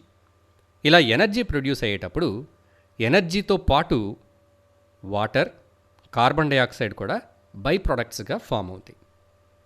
So cellular respiration is the main reason for the consumption of oxygen and for the production of energy, carbon dioxide and water. Next, we will see how this cellular respiration takes place inside the cells. ఈరోజు మనం cellular respiration గురించి discuss చేసుకోబోతున్నాం. First, what is cellular respiration? Cellular respiration is a process in which energy is released from the food molecules. Food molecules నుంచి energy release అయ్యే ప్రాసెస్నే cellular respiration అని అంటున్నాం. ఇది సెల్స్లో జరుగుతుంది. అంటే మనం తీసుకునే ఫుడ్లో ఉండే ఫుడ్ మాలిక్యూల్స్లో ఏముంటుంది? ఎనర్జీ ఉంటుంది. Here is a food molecule glucose. Glucose అనేది ఒక ఫుడ్ మాలిక్యూల్. మరి ఇందులో ఎనర్జీ ఎక్కడుంది? ఈ ఫుడ్ మాలిక్యూల్లో. If you observe this atoms, these atoms are connected by some bonds, chemical bonds. వీటిని కెమికల్ బాండ్స్ అంటాం కదా. ఎనర్జీ అనేది కెమికల్ బాండ్స్లో ఉంటుంది. సో ఈ ఫుడ్ మాలిక్యూల్ని బ్రేక్ చేసి ఈ కెమికల్ బాండ్స్లో ఉండే ఎనర్జీని బయటికి తీసే ప్రాసెస్నే మనం సెల్యులర్ రెస్పిరేషన్ అని అంటున్నాం. అసలు సెల్స్ ఈ సెల్యులర్ రెస్పిరేషన్ని ఎందుకు జరుపుతాయి? ఎనర్జీ కోసం. We know that energy is essential for processes of life. మన లైఫ్ ప్రాసెసెస్ అన్నీ జరగాలి అంటే ఎనర్జీ అనేది అవసరం. సో అందువల్ల సెల్స్ ఈ సెల్యులర్ రెస్పిరేషన్ని జరిపి ఎనర్జీని ప్రొడ్యూస్ చేస్తాయి. Now let us see the types of respiration. రెస్పిరేషన్లో ఉండే రకాలు ఏంటో మనం చూద్దాం. The first one is aerobic respiration. Aerobic respiration. Aerobic respiration అంటే the respiration that takes place in the presence of oxygen. Oxygen హెల్ప్తో జరిగేటటువంటి రెస్పిరేషన్ను ఎయిరోబిక్ రెస్పిరేషన్ అని మనం అంటాం. అంటే ఎయిరోబిక్ రెస్పిరేషన్ జరగాలి అంటే ఏముండాలి? ఆక్సిజన్ అనేది ఉండాలి. సో ఫుడ్ మాలిక్యూల్స్ని బ్రేక్ చేసి ఎనర్జీని బయటికి తీయడంలో ఇక్కడ ఆక్సిజన్ హెల్ప్ కూడా ఉంటే దాన్ని మనం ఎయిరోబిక్ రెస్పిరేషన్ అని మనం చెప్తున్నాం. ఎటువంటి ఆర్గానిజమ్స్లో మనం ఈ ఎయిరోబిక్ రెస్పిరేషన్ని చూస్తాం? ఎయిరోబిక్ రెస్పిరేషన్ని ముఖ్యంగా మనం యూకారియోటిక్ ఆర్గానిజమ్స్లో చూస్తాం. యూకారియోటిక్ ఆర్గానిజమ్స్ అంటే ఏంటి? ఏ ఆర్గానిజమ్స్కి అయితే specific cell organelles, mitochondria, nucleus ఇవన్నీ స్పెసిఫిక్గా ఉంటాయో కణంలోని సెల్లో, అటువంటి ఆర్గానిజమ్స్ని యూకారియోటిక్ ఆర్గానిజమ్స్ అని అంటాం. సో ఇటువంటి యూకారియోటిక్ ఆర్గానిజమ్స్లోను, ప్లాంట్స్లోను, యానిమల్స్, హయ్యర్ యానిమల్స్లోను, వీటన్నిటిలోనూ కూడా మనం ఎయిరోబిక్ రెస్పిరేషన్ చూస్తాం. సో అలాగే మనం హ్యూమన్స్ కానీ డిఫరెంట్ యానిమల్స్, డాగ్స్, క్యాట్స్, ఇంకా మన చుట్టూ ఉండే చెట్లు, ట్రీస్, ప్లాంట్స్ వీటన్నిటిలో కూడా ఈ ఎయిరోబిక్ రెస్పిరేషన్ అనేది జరుగుతుంది. సో ఈ ఎయిరోబిక్ రెస్పిరేషన్ అనేది మన సెల్లో ఎక్కడ జరుగుతుంది? మన సెల్లో ఈ ఎయిరోబిక్ రెస్పిరేషన్ కొంత పార్ట్ సైటోప్లాజంలోను, మరికొంత పార్ట్ మైటోకాండ్రియాలోను జరుగుతుంది. సో ఎనర్జీ రిలీజ్ అవ్వడం అనేది మైటోకాండ్రియాలో రిలీజ్ అవుతుంది. సో ఎయిరోబిక్ రెస్పిరేషన్ జరగాలి అని అంటే దానికి మైటోకాండ్రియా అనేది చాలా ఇంపార్టెంట్. అలాగే ఎయిరోబిక్ రెస్పిరేషన్లో ఫుడ్ మాలిక్యూల్స్ నుంచి ఎక్కువ మొత్తంలో ఎనర్జీ రిలీజ్ అవుతుంది. More energy is produced from food molecules in aerobic respiration. Aerobic రెస్పిరేషన్లో ఆక్సిజన్ యూజ్ అవడం వలన ఎక్కువ ఎనర్జీ అనేది ప్రొడ్యూస్ అవడం జరుగుతుంది. బట్ ఈ ఎయిరోబిక్ రెస్పిరేషన్ అనేది జరగాలి అంటే సెల్స్కి కంటిన్యూస్గా ఆక్సిజన్ అనేది సప్లై అవుతూ ఉండాలి. అలాగే ఈ ఎయిరోబిక్ రెస్పిరేషన్లో గ్లూకోజ్ మాలిక్యూల్స్ గనక ఆక్సిడైజ్ అయితే, అంటే గ్లూకోజ్ మాలిక్యూల్స్ నుంచి ఎనర్జీ డెరైవ్ అయితే గనక అందులో ఎనర్జీతో పాటు కార్బన్ డైఆక్సైడ్ ఇంకా వాటర్ లాంటి సింపుల్ బై ప్రొడక్ట్స్ మాత్రమే వస్తాయి. అంటే ఒక గ్లూకోజ్ మాలిక్యూల్ అనేది ఆక్సిడైజ్ అయ్యి ఎనర్జీని రిలీజ్ చేసినప్పుడు రెస్పిరేషన్లో ఏమొస్తుంది? ఎనర్జీతో పాటు కార్బన్ డైఆక్సైడ్ ఇంకా వాటర్ అనేవి రిలీజ్ అవుతాయి. సో ఇది ఎయిరోబిక్ రెస్పిరేషన్. మన సెల్స్లో ఏ రెస్పిరేషన్ జరుగుతుంది? సాధారణంగా ఎయిరోబిక్ రెస్పిరేషన్ జరుగుతుంది. సో మన బాడీస్లో కూడా అప్పుడప్పుడు ఎనైరోబిక్ రెస్పిరేషన్ అనేది కొన్ని సందర్భాల్లో జరుగుతుంది. దాని గురించి మనం తర్వాత డిస్కస్ చేద్దాం. Now let us see the second type, anaerobic respiration. What is anaerobic respiration? The respiration that takes place in the absence of oxygen. Oxygen లేకుండా జరిగేటటువంటి రెస్పిరేషన్. ఈ ఎనైరోబిక్ రెస్పిరేషన్ ముఖ్యంగా ప్రొకారియోటిక్ ఆర్గానిజమ్స్లో జరుగుతుంది. అంటే ఒక స్పెసిఫిక్ న్యూక్లియస్ కానీ, specific mitochondria కానీ, ఇలా సెల్ ఆర్గనెల్స్ అని లేకుండా ఉండే ఆర్గానిజమ్స్లో, మోస్ట్లీ లైక్ బ్యాక్టీరియా ఇంకా ఈస్ట్ మొదలైన ఆర్గానిజమ్స్లో ఈ ఎనైరోబిక్ రెస్పిరేషన్ అనేది ముఖ్యంగా ప్రధానంగా జరుగుతుంది, ప్రైమరీగా. సో హయ్యర్ యానిమల్స్లో మనలో కూడా ఎనైరోబిక్ రెస్పిరేషన్ జరుగుతుంది, కానీ కొన్ని సందర్భాల్లో మనం చెప్పుకున్నాం. బట్ ఈ ప్రొకారియోటిక్ ఆర్గానిజమ్స్లో ఎటువంటి రెస్పిరేషన్ జరుగుతుంది? ఎనైరోబిక్ రెస్పిరేషన్ అనేది జరుగుతుంది. సో ఈ ఎనైరోబిక్ రెస్పిరేషన్ ఎక్కడ జరుగుతుంది? లొకేషన్. సో సెల్లో వాటికి స్పెసిఫిక్గా సెల్ ఆర్గనెల్స్ లేవు కాబట్టి, మైటోకాండ్రియా అనేవి లేవు కాబట్టి ఈ ఎనైరోబిక్ రెస్పిరేషన్ వాటి సైటోప్లాజంలోనే జరుగుతుంది. అలాగే ఫుడ్ మాలిక్యూల్స్ నుంచి వచ్చే ఎనర్జీ కూడా తక్కువగా ఉంటుంది. సో ఫుడ్ మాలిక్యూల్స్ నుంచి తక్కువ ఎనర్జీ ప్రొడ్యూస్ అవుతుంది. అలాగే ఫుడ్ మాలిక్యూల్స్ ఆక్సిడైజ్ అయినప్పుడు ఎనర్జీతో పాటు కార్బన్ డైఆక్సైడ్, వాటర్, వీటితో పాటు యాసిడ్ లేదా ఆల్కహాల్ అనే బై ప్రొడక్ట్స్ ఫామ్ అవుతాయి. ఫర్ ఎగ్జాంపుల్ మనం బ్యాక్టీరియల్ రెస్పిరేషన్ కనుక చూస్తే బ్యాక్టీరియాలో ఎనైరోబిక్ రెస్పిరేషన్ జరిగినప్పుడు లాక్టిక్ యాసిడ్ అనేది ఫార్మ్ అవుతుంది. సో ఇలా యాసిడ్ కానీ ఆల్కహాల్ కానీ ఫామ్ అయ్యే ఈ ప్రాసెస్ని మనం ఫెర్మెంటేషన్ అని అంటాం. ఉదాహరణకి మనం పెరుగు చూసామనుకోండి, పెరుగు తోడుకున్న వెంటనే అది ఒక స్వీట్ టేస్ట్ అనేది కలిగి ఉంటుంది. దాన్ని మనం అలా వదిలేస్తే అది ఫెర్మెంట్ అయ్యి పుల్లగా అయిపోతుంది ఆఫ్టర్ 6 hours. అంటే పెరుగులో ఉండే bacteria it converts the sugars in the curd into acid. కొద్దిసేపటి తర్వాత అందులో లాక్టిక్ యాసిడ్ అనేది ఫామ్ అవుతుంది. అంటే అందులో ఉండే బ్యాక్టీరియా ఎనైరోబిక్ రెస్పిరేషన్ జరపడం వలన ఆ యాసిడ్ అనేది ఫార్మ్ అయింది. So in anaerobic respiration either acid, either lactic acid or alcohol are produced as by products. అలాగే మనం హయ్యర్ యానిమల్స్ మన బాడీలో కూడా అప్పుడప్పుడు ఎనైరోబిక్ రెస్పిరేషన్ జరుగుతుందని చెప్పుకున్నాం కదా. అది ఎప్పుడు జరుగుతుంది అని అంటే మనం మన బాడీకి కావాల్సినంత ఆక్సిజన్ ఇవ్వకుండానే మనం మన బాడీలో యాక్టివిటీ చేస్తూ ఉంటే, ఫర్ ఎగ్జాంపుల్ మనం ఏదైనా సివియర్ ఎక్సర్సైజ్ చేస్తున్నా కానీ లేదా రన్నింగ్ చేస్తున్నప్పుడు కానీ మనం తీసుకునే ఆక్సిజన్ మన బాడీకి సరిపోదు ఎనర్జీ ప్రొడ్యూస్ చేయడానికి. సో ఇంకా ఎక్కువ ఎనర్జీ ప్రొడ్యూస్ అవ్వాలి. అటువంటప్పుడు ఆక్సిజన్ డెఫిషిట్ ఏర్పడుతుంది. అంటే తక్కువ ఆక్సిజన్తో మనం ఎక్కువ ఎనర్జీని ప్రొడ్యూస్ చేయవలసి వస్తుంది. సో ఇలా ఆక్సిజన్ తగ్గిపోయినప్పుడు మన సెల్స్లో కొన్నిసార్లు ఎనైరోబిక్ రెస్పిరేషన్ కూడా జరిగి ఈ ఎనైరోబిక్ రెస్పిరేషన్ ద్వారా ఎనర్జీ అనేది మన సెల్స్కి, మన మజిల్స్కి సప్లై అవుతుంది. ఈ ప్రాసెస్లో మన బాడీలో లాక్టిక్ యాసిడ్ అనేది ఫామ్ అవుతుంది మన మజిల్స్లో అదిని. సో అందుకనే మనం గబగబా ఏదైనా పరిగెత్తినప్పుడు కానీ, ఎక్కువ ఫిజికల్ వర్క్ చేసినప్పుడు కానీ, ఎక్కువ బరువులు ఎత్తినప్పుడు కానీ మన మజిల్స్ అన్నీ కూడా నొప్పులు పుట్టి అవి నొప్పులు చాలాసేపు వరకు అలా ఉండిపోతుంది. ఈ నొప్పి పుట్టడం ఎందుకు జరుగుతుందంటే మన మజిల్స్లో లాక్టిక్ యాసిడ్ అనేది ఫామ్ అవుతుంది. సో అది కొంతసేపటికి మెల్లిగా మన మెటబాలిజంలో ఈ లాక్టిక్ యాసిడ్ తిరిగి వేరే కాంపౌండ్స్ కింద కన్వర్ట్ అయ్యి మనకు ఆ నొప్పి అనేది ఆటోమేటిక్గా తగ్గిపోవడం జరుగుతుంది. సో మన బాడీలో కూడా ఆక్సిజన్ సప్లై తగ్గినప్పుడు లేదా ఆక్సిజన్ సరిపోనప్పుడు కొన్ని సందర్భాల్లో ఎనైరోబిక్ రెస్పిరేషన్ జరుగుతుంది. హయ్యర్ ఆర్గానిజమ్స్లో కూడా ఎనైరోబిక్ రెస్పిరేషన్ అనేది జరుగుతుంది. ఇప్పుడు రెస్పిరేషన్లో ఎనర్జీ రిలీజ్ అవుతుందని మనం చెప్పుకున్నాం. ఈ ఎనర్జీ ఏ ఫామ్లో రిలీజ్ అవుతుంది? ఈ ఎనర్జీ అనేది ఏటీపీ మాలిక్యూల్స్ అనే ఫామ్లో రిలీజ్ అవుతుంది. సో అంటే ఫుడ్ నుంచి రిలీజ్ అయిన ఎనర్జీ ఏటీపీ అనే మాలిక్యూల్లో ప్యాక్ చేయబడుతుంది. సో ఈ మాలిక్యూల్స్ అనేవి సెల్లో ఎక్కడ ఎనర్జీ కావాలో అక్కడికి వెళ్ళి ఎనర్జీని సప్లై చేస్తాయి. సో ఇవన్నీ కూడా పవర్ ప్యాకెట్స్ లాంటివి అనమాట. ఏటీపీ మాలిక్యూల్స్ అనేవి ఈ పవర్ ప్యాకెట్స్ లాంటివి. ఈ పవర్ ప్యాకెట్స్ అనేవి సెల్లో ఎక్కడైతే ఎనర్జీ అవసరం అవుతుందో అక్కడికి సప్లై అవుతాయి. అందుచేత ఈ ఏటీపీని మనం సెల్ కరెన్సీ అని కూడా చెప్తూ ఉంటాం. రెస్పిరేషన్లో మరొక ఇంపార్టెంట్ టాపిక్ చూద్దాం. ఇప్పుడు మనం ఏటీపీ గురించి మరికొన్ని ఇంపార్టెంట్ పాయింట్స్ని తెలుసుకోబోతున్నాం. ఏటీపీ అంటే ఎడినోసిన్ ట్రైఫాస్ఫేట్.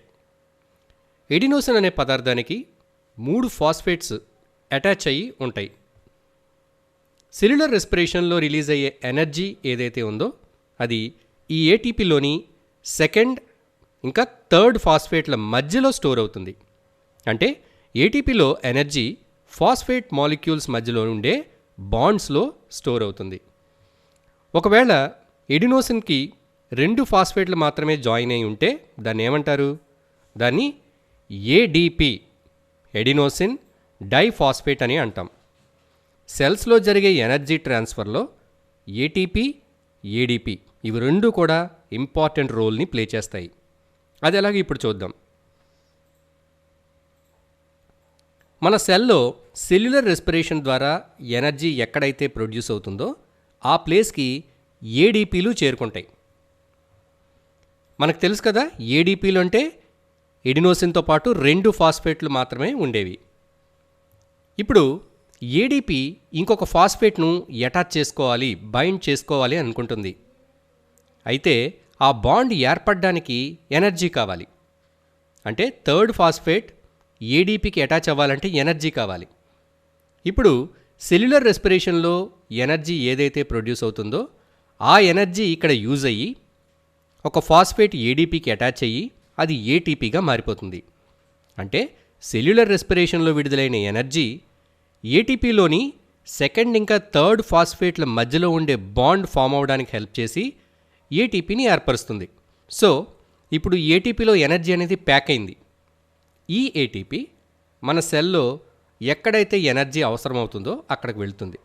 అక్కడికి రీచ్ అయిన తర్వాత ఎనర్జీని రిలీజ్ చేయడం కోసం దాని థర్డ్ ఫాస్ఫేట్ బాండ్ అనేది బ్రేక్ అవుతుంది. అంటే సెకండ్ ఫాస్ఫేట్కి థర్డ్ ఫాస్ఫేట్కి మధ్యలో ఉండే కెమికల్ బాండ్ అనేది బ్రేక్ అయ్యి ఎనర్జీ రిలీజ్ అవుతుంది. ఇలా బ్రేక్ అయిన తర్వాత ఏటీపీ ఎలా మారిపోతుంది?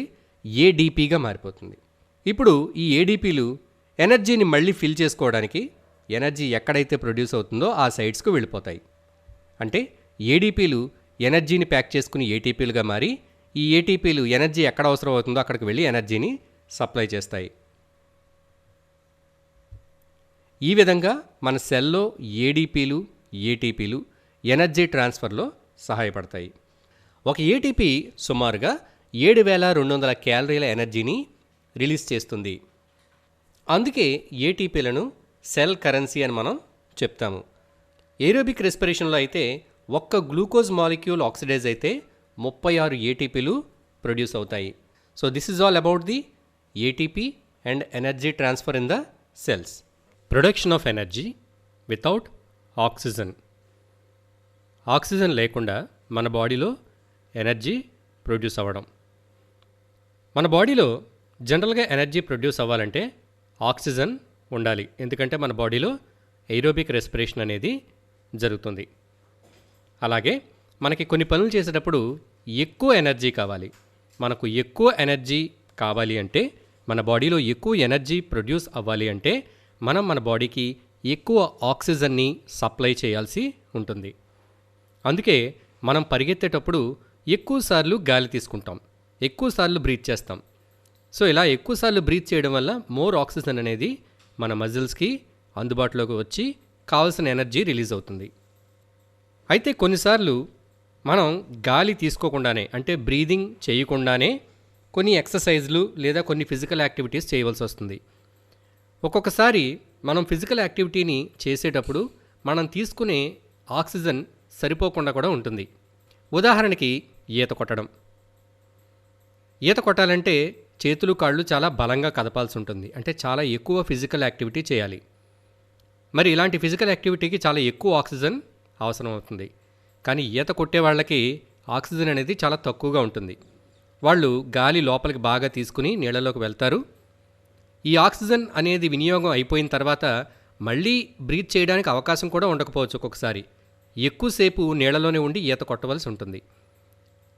అలాగే ఇంకొక ఎగ్జాంపుల్ చూద్దాం. కొంతమంది అథ్లెట్స్ 100 మీటర్స్ రేస్, అంటే షార్ట్ ట్రాక్ రేసెస్ని గాలి పీల్చుకోకుండానే ఫినిష్ చేస్తారు. ఎందుకంటే వాళ్ళు పరిగెడుతున్నప్పుడు గాలి పీల్చుకుంటే వాళ్ళు వేగంగా పరిగెత్తలేరని గాలి తీసుకోకుండానే కొంతమంది అథ్లెట్స్ 100 మీటర్ రేస్ని కంప్లీట్ చేస్తూ ఉంటారు. ఇటువంటప్పుడు బాగా వేగంగా పరిగెట్టడానికి వాళ్ళ లెగ్ మజిల్స్లో ఎక్కువ ఎనర్జీ ప్రొడ్యూస్ అవ్వాలి. కానీ ఆక్సిజన్ అనేది సరిపడినంత ఉండదు. సో ఇలాంటి పరిస్థితుల్లో మరి ఎనర్జీ ఎలా ప్రొడ్యూస్ అవుతుంది? ఆక్సిజన్ బాగా తక్కువగా ఉన్నప్పుడు లేదా ఆక్సిజన్ పూర్తిగా లేనప్పుడు కూడా మన బాడీలో ఎనర్జీ ప్రొడ్యూస్ అవుతుంది. ఏ విధంగా అవుతుంది? మనం రెస్పిరేషన్లో 2 రకాలు ఉంటాయని చెప్పుకున్నాం కదా, ఏరోబిక్ రెస్పిరేషన్, ఎనైరోబిక్ రెస్పిరేషన్. మన బాడీలో జనరల్గా ఏరోబిక్ రెస్పిరేషన్ జరుగుతుంది. కానీ కొన్ని స్పెషల్ కండిషన్స్లో, అంటే ఇంతకుముందు మనం చెప్పుకున్న ఎగ్జాంపుల్స్ లాంటి కండిషన్స్లో మన బాడీలో కూడా ఎనైరోబిక్ రెస్పిరేషన్ జరుగుతుంది. అయితే మన బాడీలో ఎనైరోబిక్ రెస్పిరేషన్లో రిలీజ్ అయ్యే ఎనర్జీ ఏరోబిక్ రెస్పిరేషన్లో రిలీజ్ అయ్యే ఎనర్జీ కంటే తక్కువగా ఉంటుంది. తక్కువ ఎనర్జీ రిలీజ్ అవుతుంది. అలాగే ఈ ఎనైరోబిక్ రెస్పిరేషన్లో లాక్టిక్ యాసిడ్ అనే కాంపౌండ్ మన మజిల్స్లో ప్రొడ్యూస్ అవుతుంది.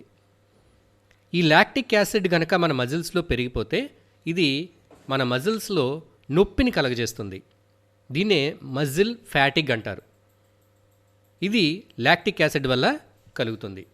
అయితే మరి ఈ లాక్టిక్ యాసిడ్ మన మజిల్స్లోంచి ఎలా పోతుంది?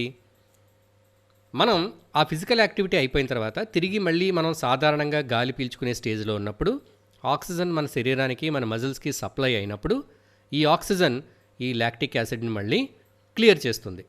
ఎప్పుడైతే లాక్టిక్ యాసిడ్ క్లియర్ అయిపోయిందో అప్పుడు మనకి నొప్పులు అనేవి తగ్గిపోతాయి.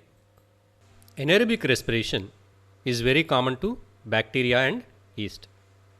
చాలా రకాల బ్యాక్టీరియా ఇంకా ఈస్ట్లో ఎనేరబిక్ రెస్పిరేషన్ అనేది కామన్గా జరుగుతుంది. మన బాడీలో ఎనేరబిక్ రెస్పిరేషన్ జరిగితే ఎనర్జీతో పాటు లాక్టిక్ యాసిడ్ అనేది ప్రొడ్యూస్ అవుతుందని మనం చూసాం. అదే ఈస్ట్లో ఎనేరబిక్ రెస్పిరేషన్ జరిగినప్పుడు ఎనర్జీతో పాటు ఇథైల్ ఆల్కహాల్ లేదా ఎథనాల్ అనే కాంపౌండ్ అనేది ప్రొడ్యూస్ అవుతుంది. ఈస్ట్ ఆక్సిజన్ లేకుండా, in the absence of oxygen, east convert the sugars into alcohol. East అనేది షుగర్స్ మీద ఫీడ్ అయ్యి ఆ షుగర్స్ని యూజ్ చేసుకుని ఎనర్జీతో పాటు ఏం ప్రొడ్యూస్ చేస్తుంది? ఆల్కహాల్. సో దీన్ని మనం ఈ ప్రాసెస్ని ఫెర్మెంటేషన్ అని కూడా మనం చెప్తాం. షుగర్స్ని ఫెర్మెంట్ చేయడం ద్వారా మనం ఏం ప్రొడ్యూస్ చేయొచ్చు? ఆల్కహాల్స్. సో దీన్ని మనం ఒక ఎక్స్పెరిమెంట్ లాగా కూడా ప్రాక్టికల్గా చేసి చూడొచ్చు. సో ఇది చేయడానికి మనకి షుగర్ సొల్యూషన్ ఇంకా ఈస్ట్, ఇది బేకరీలలో దొరుకుతుంది, బేకర్స్ ఈస్ట్. ఈ ఈస్ట్ ఇంకా ఈ సొల్యూషన్ని ఆక్సిజన్ తగలకుండా కవర్ చేయడానికి పారాఫిన్ లిక్విడ్, వీటితో మనం ఈ ఎక్స్పెరిమెంట్ని చేయొచ్చు. అంటే ఒక బేకర్లో షుగర్ సొల్యూషన్ తీసుకుని దాన్ని కొద్దిగా హీట్ చేస్తాము, అప్పుడు దాంట్లో ఉండే ఆక్సిజన్ అంతా పోతుంది. ఇప్పుడు దీంట్లో మనం ఈస్ట్ కలుపుతాము. ఈస్ట్ కలిపి ఆక్సిజన్ అనేది ఇంక ఈ షుగర్ సొల్యూషన్కి తగలకుండా ఉండడానికి పైన పారాఫిన్ లిక్విడ్ని మనం వేస్తాం. పారాఫిన్ అనేది ఒక కైండ్ ఆఫ్ ఆయిల్ లాంటి పదార్థం. సో ఇది ఏమవుతుంది? వాటర్ మీద తేలుతూ వాటర్ ఆక్సిజన్కి కాంటాక్ట్లోకి రాకుండా చేస్తుంది. సో ఇప్పుడు దీన్ని కొంతసేపు మనం ఇలా ఉంచితే ఈ ఈస్ట్ అనేది షుగర్స్ని యూజ్ చేసుకుని ఫెర్మెంటేషన్ జరుపుతుంది. సో ఈ ఫెర్మెంటేషన్ ప్రాసెస్లో ఆల్కహాల్ అనేది ప్రొడ్యూస్ అవుతుంది. After few hours if we test the inner liquid, మనం టెస్ట్ చేస్తే we get some kind of foul smell, that is the smell of alcohol. So ఈ ఫెర్మెంటేషన్ అనేది న్యాచురల్గా మన ఇంట్లో కూడా కొన్ని ఫుడ్ ఐటమ్స్ తయారు చేసేటప్పుడు జరుగుతుంది. మన ఇంట్లో యూజ్ చేసే మజ్జిగ ఫెర్మెంట్ అవుతుంది.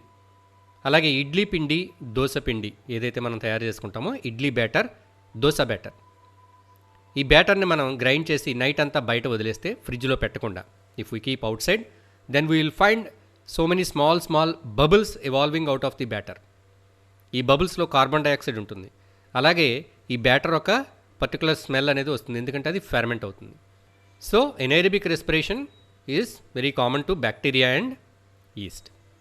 అలాగే కొన్ని రకాల ఫ్రూట్ పీల్స్, పళ్ళ తొక్కలు, ఇంకా గ్రేప్స్, ద్రాక్ష పళ్ళు కూడా ఈస్ట్ ద్వారా ఫెర్మెంట్ చేయబడతాయి. వీటిని కనుక మనం ఫ్రిడ్జ్లో పెట్టకుండా బయట వదిలేసినప్పుడు అటువంటి పరిస్థితుల్లో ఈస్ట్ ద్వారా ఫెర్మెంట్ చేయబడి ఆల్కహాల్ లాంటి పదార్థాలు ఉత్పత్తి అవుతాయి. అందుచేత ద్రాక్ష పళ్ళు ఇంకా పళ్ళ తొక్కల నుండి కూడా అప్పుడప్పుడు ఆల్కహాల్ వాసనని లేదా పులిసిన వాసనని మనం గమనిస్తుంటాం. So this is all about anaerobic respiration ఇంకా ఫెర్మెంటేషన్. Respiration and combustion. ఇప్పుడు మనం రెస్పిరేషన్కి కంబషన్కి ఉన్న సిమిలారిటీస్ ఏంటి, డిఫరెన్సెస్ ఏంటో తెలుసుకోబోతున్నాం. రెస్పిరేషన్ అంటే ఏంటో మనం తెలుసుకున్నాం. ఇక్కడ రెస్పిరేషన్ అంటే మనం సెల్యులర్ రెస్పిరేషన్ గురించి మాట్లాడుతున్నాం. అయితే రెస్పిరేషన్కి కంబషన్కి ఉన్న డిఫరెన్స్, కంబషన్ అంటే ఏంటి అసలు? Combustion means burning a substance in presence of oxygen. ఏదైనా ఒక పదార్థాన్ని, ఒక సబ్స్టెన్స్ని మనం ఆక్సిజన్ ప్రెజెన్స్లో దాన్ని బర్న్ చేస్తే ఆ ప్రాసెస్ని మనం కంబషన్ అంటాం. For example, burning A match stick, burning A paper. ఒక పేపర్ని కానీ మ్యాచ్ స్టిక్ని కానీ మనం బర్న్ చేస్తే ఆ ప్రాసెస్ని మనం కంబషన్ అని అంటున్నాం. సో అయితే ఈ రెస్పిరేషన్కి కంబషన్కి ఏంటి relation? In 1783 the popular scientist Lavoisier told that respiration is a combustion reaction.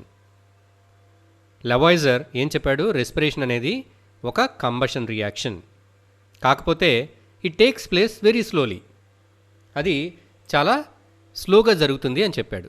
ఏది? రెస్పిరేషన్ అనేది స్లోగా జరుగుతుంది. రెస్పిరేషన్ కూడా కంబషన్ లాంటిదే కానీ కొంచెం స్లోగా జరుగుతుంది అంతే, రెండు ఒకటే అని లవాయిజర్ చెప్పాడు 1783లో. అండ్ ఆఫ్టర్ దాట్ రాబిన్సన్ అనే సైంటిస్ట్ కూడా respiration is a kind of combustion reaction, respiration అనేది ఒక విధమైన కంబషన్ రియాక్షనే అని ఈయన కూడా చెప్పాడు. But what do you say? Do you agree that respiration and combustion are same? Let us see, చూద్దాం. రెస్పిరేషన్కి కంబషన్కి ఉన్న సిమిలారిటీస్ ఏంటి, దేని బేస్ చేసుకుని వాళ్ళు ఒకటే అన్నారు, అలాగే డిఫరెన్సెస్ ఏంటో కూడా చూద్దాం. First we see the similarities. In combustion energy is released, carbon dioxide and water is also released. ఏదైనా ఒక వస్తువుని మండిస్తే మనం అక్కడ ఎనర్జీ అనేది రిలీజ్ అవుతుంది, అలాగే కార్బన్ డైఆక్సైడ్, వాటర్ వేపర్ అనేది కూడా రిలీజ్ అవుతుంది. ఏదైనా ఒక ఐటెంని మనం బర్న్ చేసినప్పుడు ఎనర్జీ అనేది లైట్ కింద, హీట్ కింద రిలీజ్ అవుతుంది. So this is in combustion. Some times combustion జరిగేటప్పుడు లైట్ అనేది ఉండకపోవచ్చు, ఓన్లీ హీట్ అనేది ప్రొడ్యూస్ అవుతుంది, అంటే ఎనర్జీ హీట్ కింద ప్రొడ్యూస్ అవుతుంది. సో కంబషన్లో ఎనర్జీతో పాటు కార్బన్ డైఆక్సైడ్, వాటర్, హీట్ అనేవి రిలీజ్ అవుతున్నాయి. Let us see the respiration. Respiration అనే ప్రాసెస్లో ఎనర్జీ రిలీజ్ అవుతుంది, అలాగే కార్బన్ డైఆక్సైడ్ ఇంకా వాటర్ కూడా ప్రొడ్యూస్ అవుతాయి, హీట్ కూడా రిలీజ్ అవుతుంది. సో ఈ రెండింటికి చాలా సిమిలారిటీ ఉంది కాబట్టి సైంటిస్టులు లెవాయిజర్, Robinson respiration is a combustion process అని చెప్పారు. Now let us see the differences. Combustion, it needs some external heat to start. మన ఏదైనా ఆబ్జెక్ట్ని బర్న్ చేయాలంటే బయట నుంచి మనం దానికి హీట్ని సప్లై చేయాలి. ఫర్ ఎగ్జాంపుల్, ఒక స్పూన్ ఆఫ్ గ్లూకోజ్ లేదా ఒక స్పూన్ ఆఫ్ షుగర్ని మనం కంబషన్ చేయాలనుకుంటున్నాం, మండించాలనుకుంటున్నాం. ఒక స్పూన్లో షుగర్ తీసుకుంటే అది మండిపోతుందా? లేదు. దాన్ని మనం ఫైర్ మీద పెడితే లేదా హీట్ ప్రొవైడ్ చేస్తే అప్పుడు అది కంబషన్ జరుగుతుంది. కానీ మన బాడీలో రెస్పిరేషన్కి we need not provide any external heat. Next point, combustion takes place at high temperature. So చెప్పుకున్నాం కదా, దాన్ని హీట్ మీద కానీ ఫైర్ మీద కానీ పెడితేనే జరుగుతుంది, హై టెంపరేచర్లోనే కంబషన్ జరుగుతుంది. But respiration, it takes place inside our cells at normal temperature, our body temperature. మన బాడీ టెంపరేచర్లోనే రెస్పిరేషన్ అనే ప్రాసెస్ జరుగుతుంది. Combustion takes place quickly. Combustion అనేది ఒకసారి స్టార్ట్ అయితే ఫాస్ట్గా కంప్లీట్ అయిపోతుంది. మనం ఏదైనా వస్తువుని బర్న్ చేయడం మొదలు పెడితే త్వరగా అది పూర్తిగా మాడిపోయే వరకు మండిపోతుంది. Combustion takes place quickly. Respiration is a slow process. Respiration చాలా నెమ్మదిగా జరుగుతుంది. గ్లూకోజ్ ఉందనుకోండి, దాంట్లోంచి ఎనర్జీ రిలీజ్ అవ్వడం అనే ప్రాసెస్ చాలా స్టెప్స్లో స్లోగా స్టెప్ బై స్టెప్ జరుగుతుంది. ఇక combustion, once we start, it cannot be stopped. ఒక్కసారి మనం మండించడం ప్రారంభిస్తే అది ఆటోమేటిక్గా మండిపోతూ వెళ్ళిపోతుంది, కంట్రోల్ అనేది లేదు. Versus respiration can be easily controlled. మన సెల్స్ రెస్పిరేషన్ని చాలా బాగా రెగ్యులేట్ చేస్తాయి, కంట్రోల్ చేస్తాయి. అంటే రెస్పిరేషన్ కంట్రోల్లో ఉంటుంది. So these are the differences between respiration and combustion. రెస్పిరేషన్లో ఎనర్జీ ప్రొడ్యూస్ అవుతుంది. ఈ ప్రొడ్యూస్ అయిన ఎనర్జీని చాలా వరకు మన బాడీ హీట్ కింద కన్వర్ట్ చేస్తుంది. ఎందుకంటే మన బాడీ కాన్స్టెంట్గా హీట్ని రిలీజ్ చేస్తూ ఉంటుంది. దట్ మీన్స్ మన బాడీలో ఎప్పుడూ హీట్ అనేది జనరేట్ అవుతూ ఉండాలి. అప్పుడే మనం ఒక కాన్స్టెంట్ టెంపరేచర్ని మెయింటైన్ చేయగలుగుతాం. సో మనం వార్మ్ బ్లడెడ్ యానిమల్స్ కాబట్టి మన బాడీ ఎప్పుడూ ఒక కాన్స్టెంట్ టెంపరేచర్ని మెయింటైన్ చేయాల్సి ఉంటుంది. సమ్ టైమ్స్ మన బాడీ టెంపరేచర్ మనం రేస్ చేస్తూ ఉంటాము. ఎప్పుడు అంటే మనం ఎక్కువ ఫిజికల్ యాక్టివిటీ చేసినప్పుడు మన బాడీలో టెంపరేచర్ రైజ్ అవుతుంది, ఎక్కువ ఎక్సర్సైజ్ చేసినప్పుడు. ఇలాంటప్పుడు బాడీ అనేది హీట్ కొంచెం పెరుగుతుంది. మరి ఈ హీట్ అనేది మనకి ఎక్కడి నుంచి వస్తుంది? మన బాడీ ఎలా ప్రొడ్యూస్ చేస్తుంది హీట్ని? మనం తీసుకున్న ఫుడ్ రెస్పిరేషన్లో ఎనర్జీ కింద కన్వర్ట్ అయితే ఇందులో most of the energy heat కింద రిలీజ్ అయిపోతుంది. ఇక మిగిలిన ఎనర్జీ బాడీలో జరిగే డిఫరెంట్ మెటబాలిక్ రియాక్షన్స్కి యూజ్ అవుతుంది. కొంత ఎనర్జీ ఏటీపీ కింద కన్వర్ట్ అవుతుంది. సో ఇవన్నీ కాకుండా ఇంకా ఎక్కువ ఫుడ్ మనం తీసేసుకుంటే అది ఎక్స్ట్రా ఫుడ్ అనేది ఫ్యాట్ కింద కన్వర్ట్ అయ్యి మన బాడీలో స్టోర్ అవుతుంది.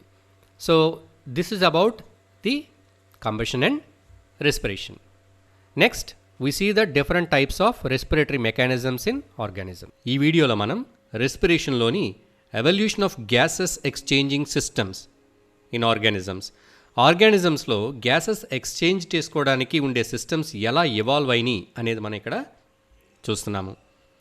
ఎక్స్చేంజ్ ఆఫ్ గ్యాసెస్ అంటే మనకు తెలుసు, ప్రతి ఆర్గానిజం కూడా దాని బాడీలో ప్రొడ్యూస్ అయ్యే కార్బన్ డైఆక్సైడ్ని బయటికి రిలీజ్ చేసి బయట ఉండే ఆక్సిజన్ని అది తీసుకుంటుంది. సో దీన్ని మనం ఎక్స్చేంజ్ ఆఫ్ గ్యాసెస్ అంటున్నాము. ఇలా గ్యాసెస్ని ఎక్స్చేంజ్ చేయడానికి ఆర్గానిజమ్స్కి డిఫరెంట్ మెకానిజమ్స్, డిఫరెంట్ సిస్టమ్స్ అనేవి ఉన్నాయి. అన్ని ఆర్గానిజమ్స్ కూడా ఒకే విధమైన ఎక్స్చేంజింగ్ సిస్టమ్ని కలిగి లేవు. ఆర్గానిజమ్స్లో ఉన్న డిఫరెంట్ ఎక్స్చేంజింగ్ సిస్టమ్స్ చూద్దాం.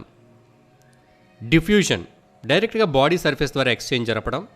బై దేర్ మాయిస్ట్ స్కిన్, తడి చర్మం ద్వారా ఎక్స్చేంజ్ జరపడం. బై ఎయిర్ ట్యూబ్స్, గాలి గొట్టాల ద్వారా ఎక్స్చేంజ్ ఆఫ్ గ్యాసెస్ని జరపడం. అలాగే బై గిల్స్, మొప్పల ద్వారా. అండ్ ఫైనల్లీ బై లంగ్స్, ఊపిరితిత్తుల ద్వారా ఎక్స్చేంజ్ ఆఫ్ గ్యాసెస్ని జరపడం. ఇప్పుడు మనం విడివిడిగా ఒక్కొక్క దాన్ని స్టడీ చేద్దాం. అసలు ఆర్గానిజమ్స్ అన్నిటికీ ఎందుకు డిఫరెంట్ రెస్పిరేటరీ సిస్టమ్స్ ఉన్నాయి? అసలు ఏ ఫ్యాక్టర్స్ని బేస్ చేసుకుని ఒక ఆర్గానిజం యొక్క రెస్పిరేటరీ సిస్టమ్ అనేది డెవలప్ అవుతుంది?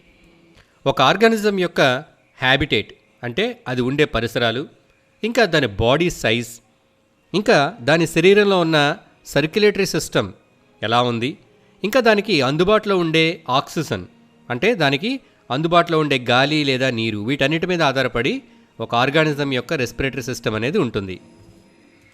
First we see that respiration by body surface. ఒక ఆర్గానిజం యొక్క బాడీ సర్ఫేస్ ద్వారా ఎక్స్చేంజ్ జరిగితే దాన్ని మనం డిఫ్యూజన్ అంటాం. ఈ డిఫ్యూజన్ అనేది మనం ఎక్కువగా యూనిసెల్యులర్ ఆర్గానిజమ్స్లో చూస్తాము. అలాగే కొన్ని చిన్న చిన్న ఆర్గానిజమ్స్, చాలా తక్కువ సెల్స్ కలిగిన మల్టీసెల్యులర్ ఆర్గానిజమ్స్లో కూడా చూస్తాము. అంటే అమీబా లాంటి ప్రోటోజోవాలో వాటి బాడీ ఓన్లీ 1 సెల్తో తయారవుతుంది.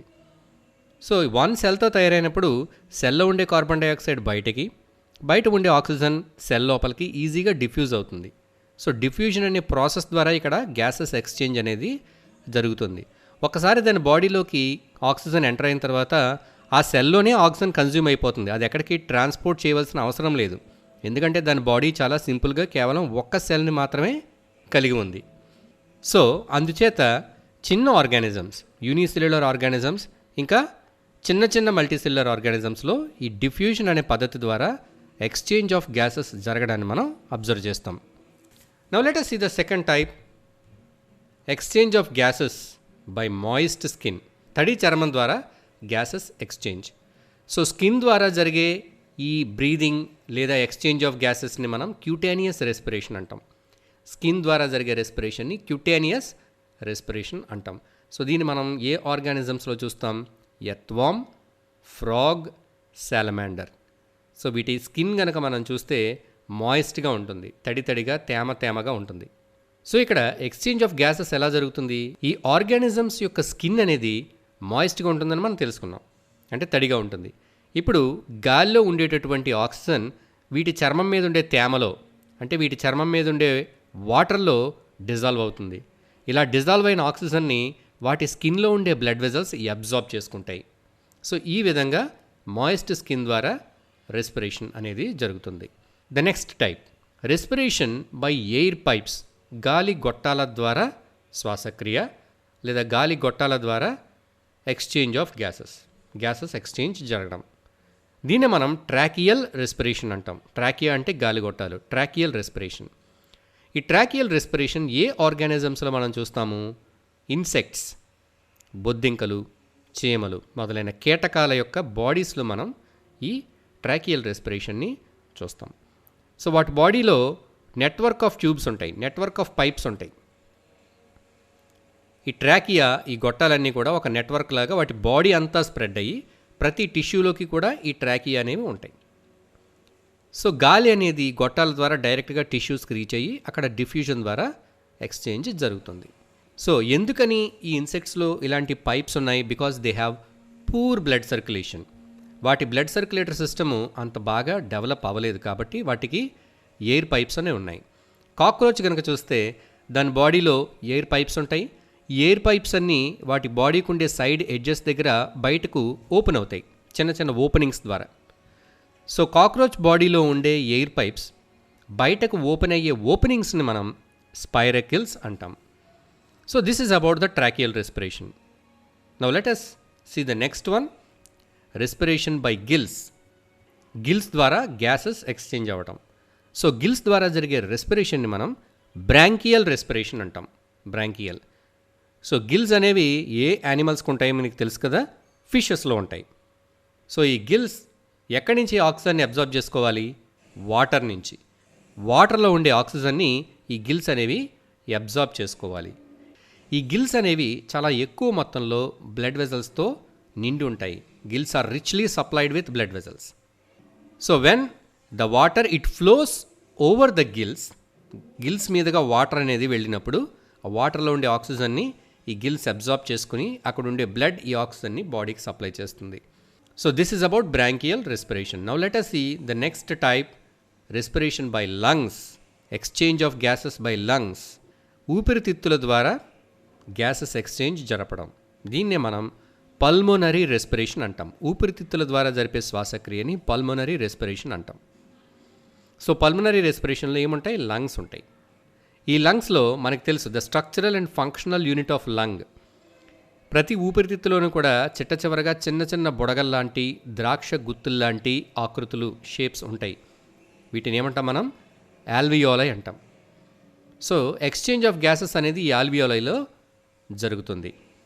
ప్రతి ఆల్వియోలై కూడా చాలా బ్లడ్ వెజల్స్తో సరౌండ్ అయ్యి ఉంటుంది. మనం ఇన్హేల్ చేసిన ఎయిర్ ఏదైతే ఉందో ఆ ఎయిర్లో ఉండే ఆక్సిజన్ ఈ ఆల్వియోలోనే బ్లడ్లో ఉండే కార్బన్ డైఆక్సైడ్ ఆల్వియోలైలోకి ఎక్స్చేంజ్ అనేది జరుగుతుంది. దీన్ని మనం పల్మనరీ రెస్పిరేషన్ అంటున్నాం. So these are the different types of gaseous exchange systems in different organisms. Different ఆర్గానిజమ్స్లో డిఫరెంట్ గ్యాసియస్ ఎక్స్చేంజ్ సిస్టమ్స్ ఏమున్నాయో మనం ఈ వీడియోలో చూసాము. ఈ వీడియోలో మనం ప్లాంట్స్లో రెస్పిరేషన్ చూడబోతున్నాం. Respiration in plants. ఫోటోసింథసిస్ కోసం ప్లాంట్స్ కార్బన్ డైఆక్సైడ్ని అబ్జార్బ్ చేసుకుంటాయని మనం చదువుకున్నాం. అట్మాస్ఫియర్లోంచి కార్బన్ డైఆక్సైడ్ తీసుకుంటాయి. అయితే ప్లాంట్స్ సర్వైవ్ అవ్వడానికి ఆక్సిజన్ కూడా చాలా ఇంపార్టెంట్. సో ప్లాంట్స్ ఆక్సిజన్ని కూడా బ్రీత్ చేయవలసి ఉంటుంది. మరి ఆక్సిజన్ ఎలా బ్రీత్ చేస్తాయి, ఎలా తీసుకుంటాయి? ప్లాంట్స్లో ఎలాంటి రెస్పిరేటరీ సిస్టమ్స్ లేదా ఆర్గన్స్ ఉంటాయి? యానిమల్స్లో ఉండే డిఫరెంట్ రెస్పిరేటరీ సిస్టమ్స్ ఇంకా ఆర్గన్స్ గురించి మనం డిస్కస్ చేసాం. మరి ఇక్కడ ప్లాంట్స్లో ఎలాంటి రెస్పిరేటరీ మెకానిజమ్స్ ఉన్నాయో చూద్దాం. First one, stomata. ప్లాంట్స్ యొక్క లీవ్స్కి క్రింది భాగంలో ఉండే చిన్న చిన్న హోల్స్ని స్టొమాటా అంటాం. ఈ స్టొమాటా సహాయంతో ప్లాంట్స్ గాలిలో ఉండేటటువంటి కార్బన్ డైఆక్సైడ్ని అలాగే అవసరమైనప్పుడు ఆక్సిజన్ని కూడా అబ్జార్బ్ చేసుకుంటాయి. రెండవది లెంటిసెల్స్. ఈ లెంటిసెల్స్ అనేవి ప్లాంట్స్ యొక్క స్టెమ్స్ మీద ఉంటాయి. సో వీటి ద్వారా కూడా రెస్పిరేషన్ని జరపగలుగుతాయి. మూడవది రూట్ హెయిర్స్. ప్లాంట్ యొక్క రూట్స్కి కూడా ఆక్సిజన్ అనేది అవసరమవుతుంది. మరి రూట్స్ ఎక్కడుంటాయి? సాయిల్లో ఉంటాయి. సాయిల్లో ఉన్న ఈ రూట్స్ యొక్క ఎపిడెర్మల్ సెల్స్ కొన్ని రూట్ హెయిర్స్ని ప్రొడ్యూస్ చేస్తాయి. ఈ రూట్ హెయిర్స్లో డిఫ్యూజన్ ప్రాసెస్ ద్వారా ఎక్స్చేంజ్ ఆఫ్ గ్యాసెస్ జరుగుతుంది. అలాగే కొన్ని రకాల ప్లాంట్స్లో మనం బ్రీతింగ్ రూట్స్, అంటే సాయిల్లోంచి బయటకు వచ్చి మరీ బ్రీతింగ్ చేసే రూట్స్ను కూడా మనం చూస్తాం. ఫస్ట్ మనం స్టొమాటా గురించి చూద్దాం. స్టొమాటా అనేవి లీవ్స్కి అడుగు భాగంలో ఎక్కువగా ఉంటాయి. ఈ స్టొమాటా ద్వారా లీఫ్లోకి ఎంటర్ అయిన ఎయిర్ కొన్ని ఎయిర్ స్పేసెస్లోకి వెళ్తుంది. అంటే లీఫ్ లోపల చాలా ఎయిర్ స్పేసెస్ ఉంటాయి. ఈ ఎయిర్ స్పేసెస్ అన్నీ కూడా వాటర్తో లైన్ అయి ఉంటాయి, అంటే తడితడిగా ఉంటాయి. సో లోపలికి ఎంటర్ అయిన ఎయిర్లో ఉండే ఆక్సిజన్ ఆ వాటర్లో డిజాల్వ్ అవుతుంది. ఇలా డిజాల్వ్ అయిన ఆక్సిజన్ ఆ వాటర్ ద్వారా ప్లాంట్ యొక్క డిఫరెంట్ పార్ట్స్కి సప్లై అవుతుంది. సో అక్కడ సెల్స్లోకి అది డిఫ్యూజ్ అవుతుంది. ఈ విధంగా స్టొమాటా ద్వారా ప్లాంట్స్ రెస్పిరేషన్ని జరుపుతాయి. సో ఇలా లీవ్స్ ద్వారా ఎంటర్ అయిన ఆక్సిజన్ అనేది ప్లాంట్ యొక్క స్టెమ్కి పైనున్న బాడీ పార్ట్స్కి సప్లై అవుతుంది. మరి కింద రూట్స్కి కూడా గ్యాసెస్ అనేవి అవసరమవుతాయి. మరి ఆ రూట్స్ వాటికి కావాల్సిన గ్యాసెస్ని ఎలా ఎక్స్చేంజ్ చేసుకుంటాయి, ఎలా పొందుతాయి?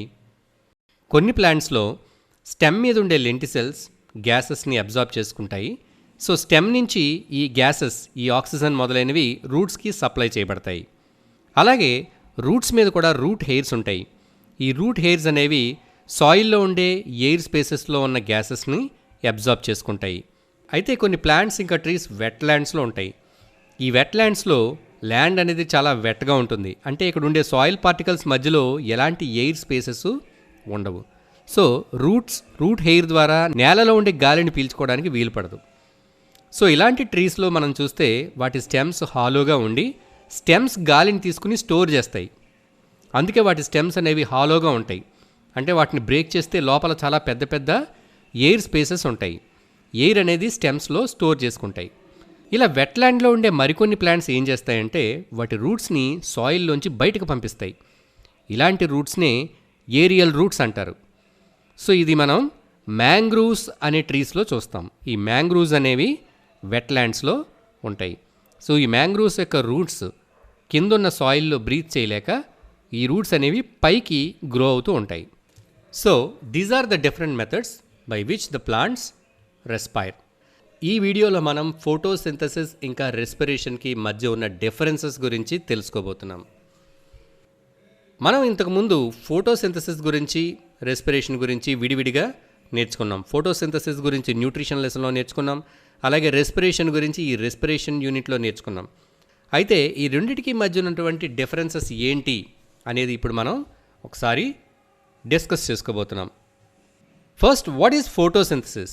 ఫోటోసింథసిస్లో ఏం జరుగుతుంది? ఫోటోసింథసిస్లో లైట్ ఎనర్జీ లేదా సోలార్ ఎనర్జీ అనేది ఫుడ్ కింద కన్వర్ట్ అవుతుంది. Light energy is converted to food. మరి రెస్పిరేషన్లో ఏం జరుగుతుంది?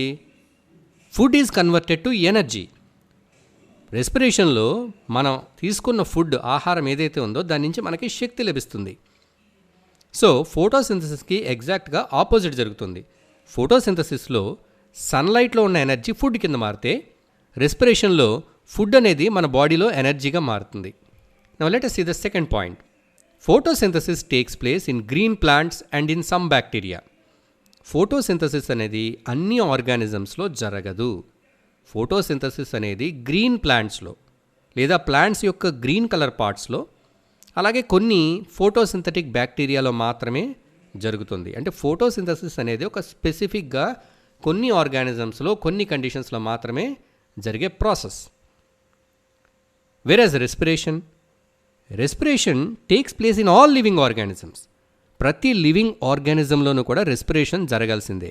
ఎందుకంటే ప్రతి లివింగ్ ఆర్గానిజం కూడా అది జీవించుండాలి, బ్రతకాలి అంటే దానికి ఎనర్జీ కావాలి. మరి ఎనర్జీ అనేది కేవలం రెస్పిరేషన్ ప్రాసెస్ ద్వారా మాత్రమే రిలీజ్ అవుతుంది. So respiration is common for all living organisms. Next point చూద్దాం. In photosynthesis oxygen is produced and carbon dioxide is utilised. ఫోటోసింథసిస్లో ఆక్సిజన్ అనేది ప్రొడ్యూస్ అవుతుంది. ఫోటోసింథసిస్ జరిగినప్పుడు ఆక్సిజన్ ఉత్పత్తి అవుతుంది. అలాగే ఫోటోసింథసిస్ కార్బన్ డైఆక్సైడ్ని యూజ్ చేసుకుంటుంది. కార్బన్ డైఆక్సైడ్ని యూజ్ చేసుకుని ఆక్సిజన్ని ప్రొడ్యూస్ చేస్తుంది. వెరాజ్ రెస్పిరేషన్లో ఆక్సిజన్ అనేది యూజ్ అవుతుంది, కార్బన్ డైఆక్సైడ్ ప్రొడ్యూస్ అవుతుంది. This is quite opposite. ఈ పాయింట్లో మనం రెండు పరస్పరం ఆపోజిట్గా జరిగే రియాక్షన్స్ని చూడొచ్చు. Next point, photosynthesis takes place only in green cells of plants. Photosynthesis అనేది ప్లాంట్స్లో కూడా ఓన్లీ గ్రీన్ సెల్స్లో మాత్రమే జరుగుతుంది. కానీ రెస్పిరేషన్ ప్రతి లివింగ్ సెల్లోనూ జరగవలసిందే. ప్రతి సెల్లోనూ కూడా రెస్పిరేషన్ జరుగుతుంది.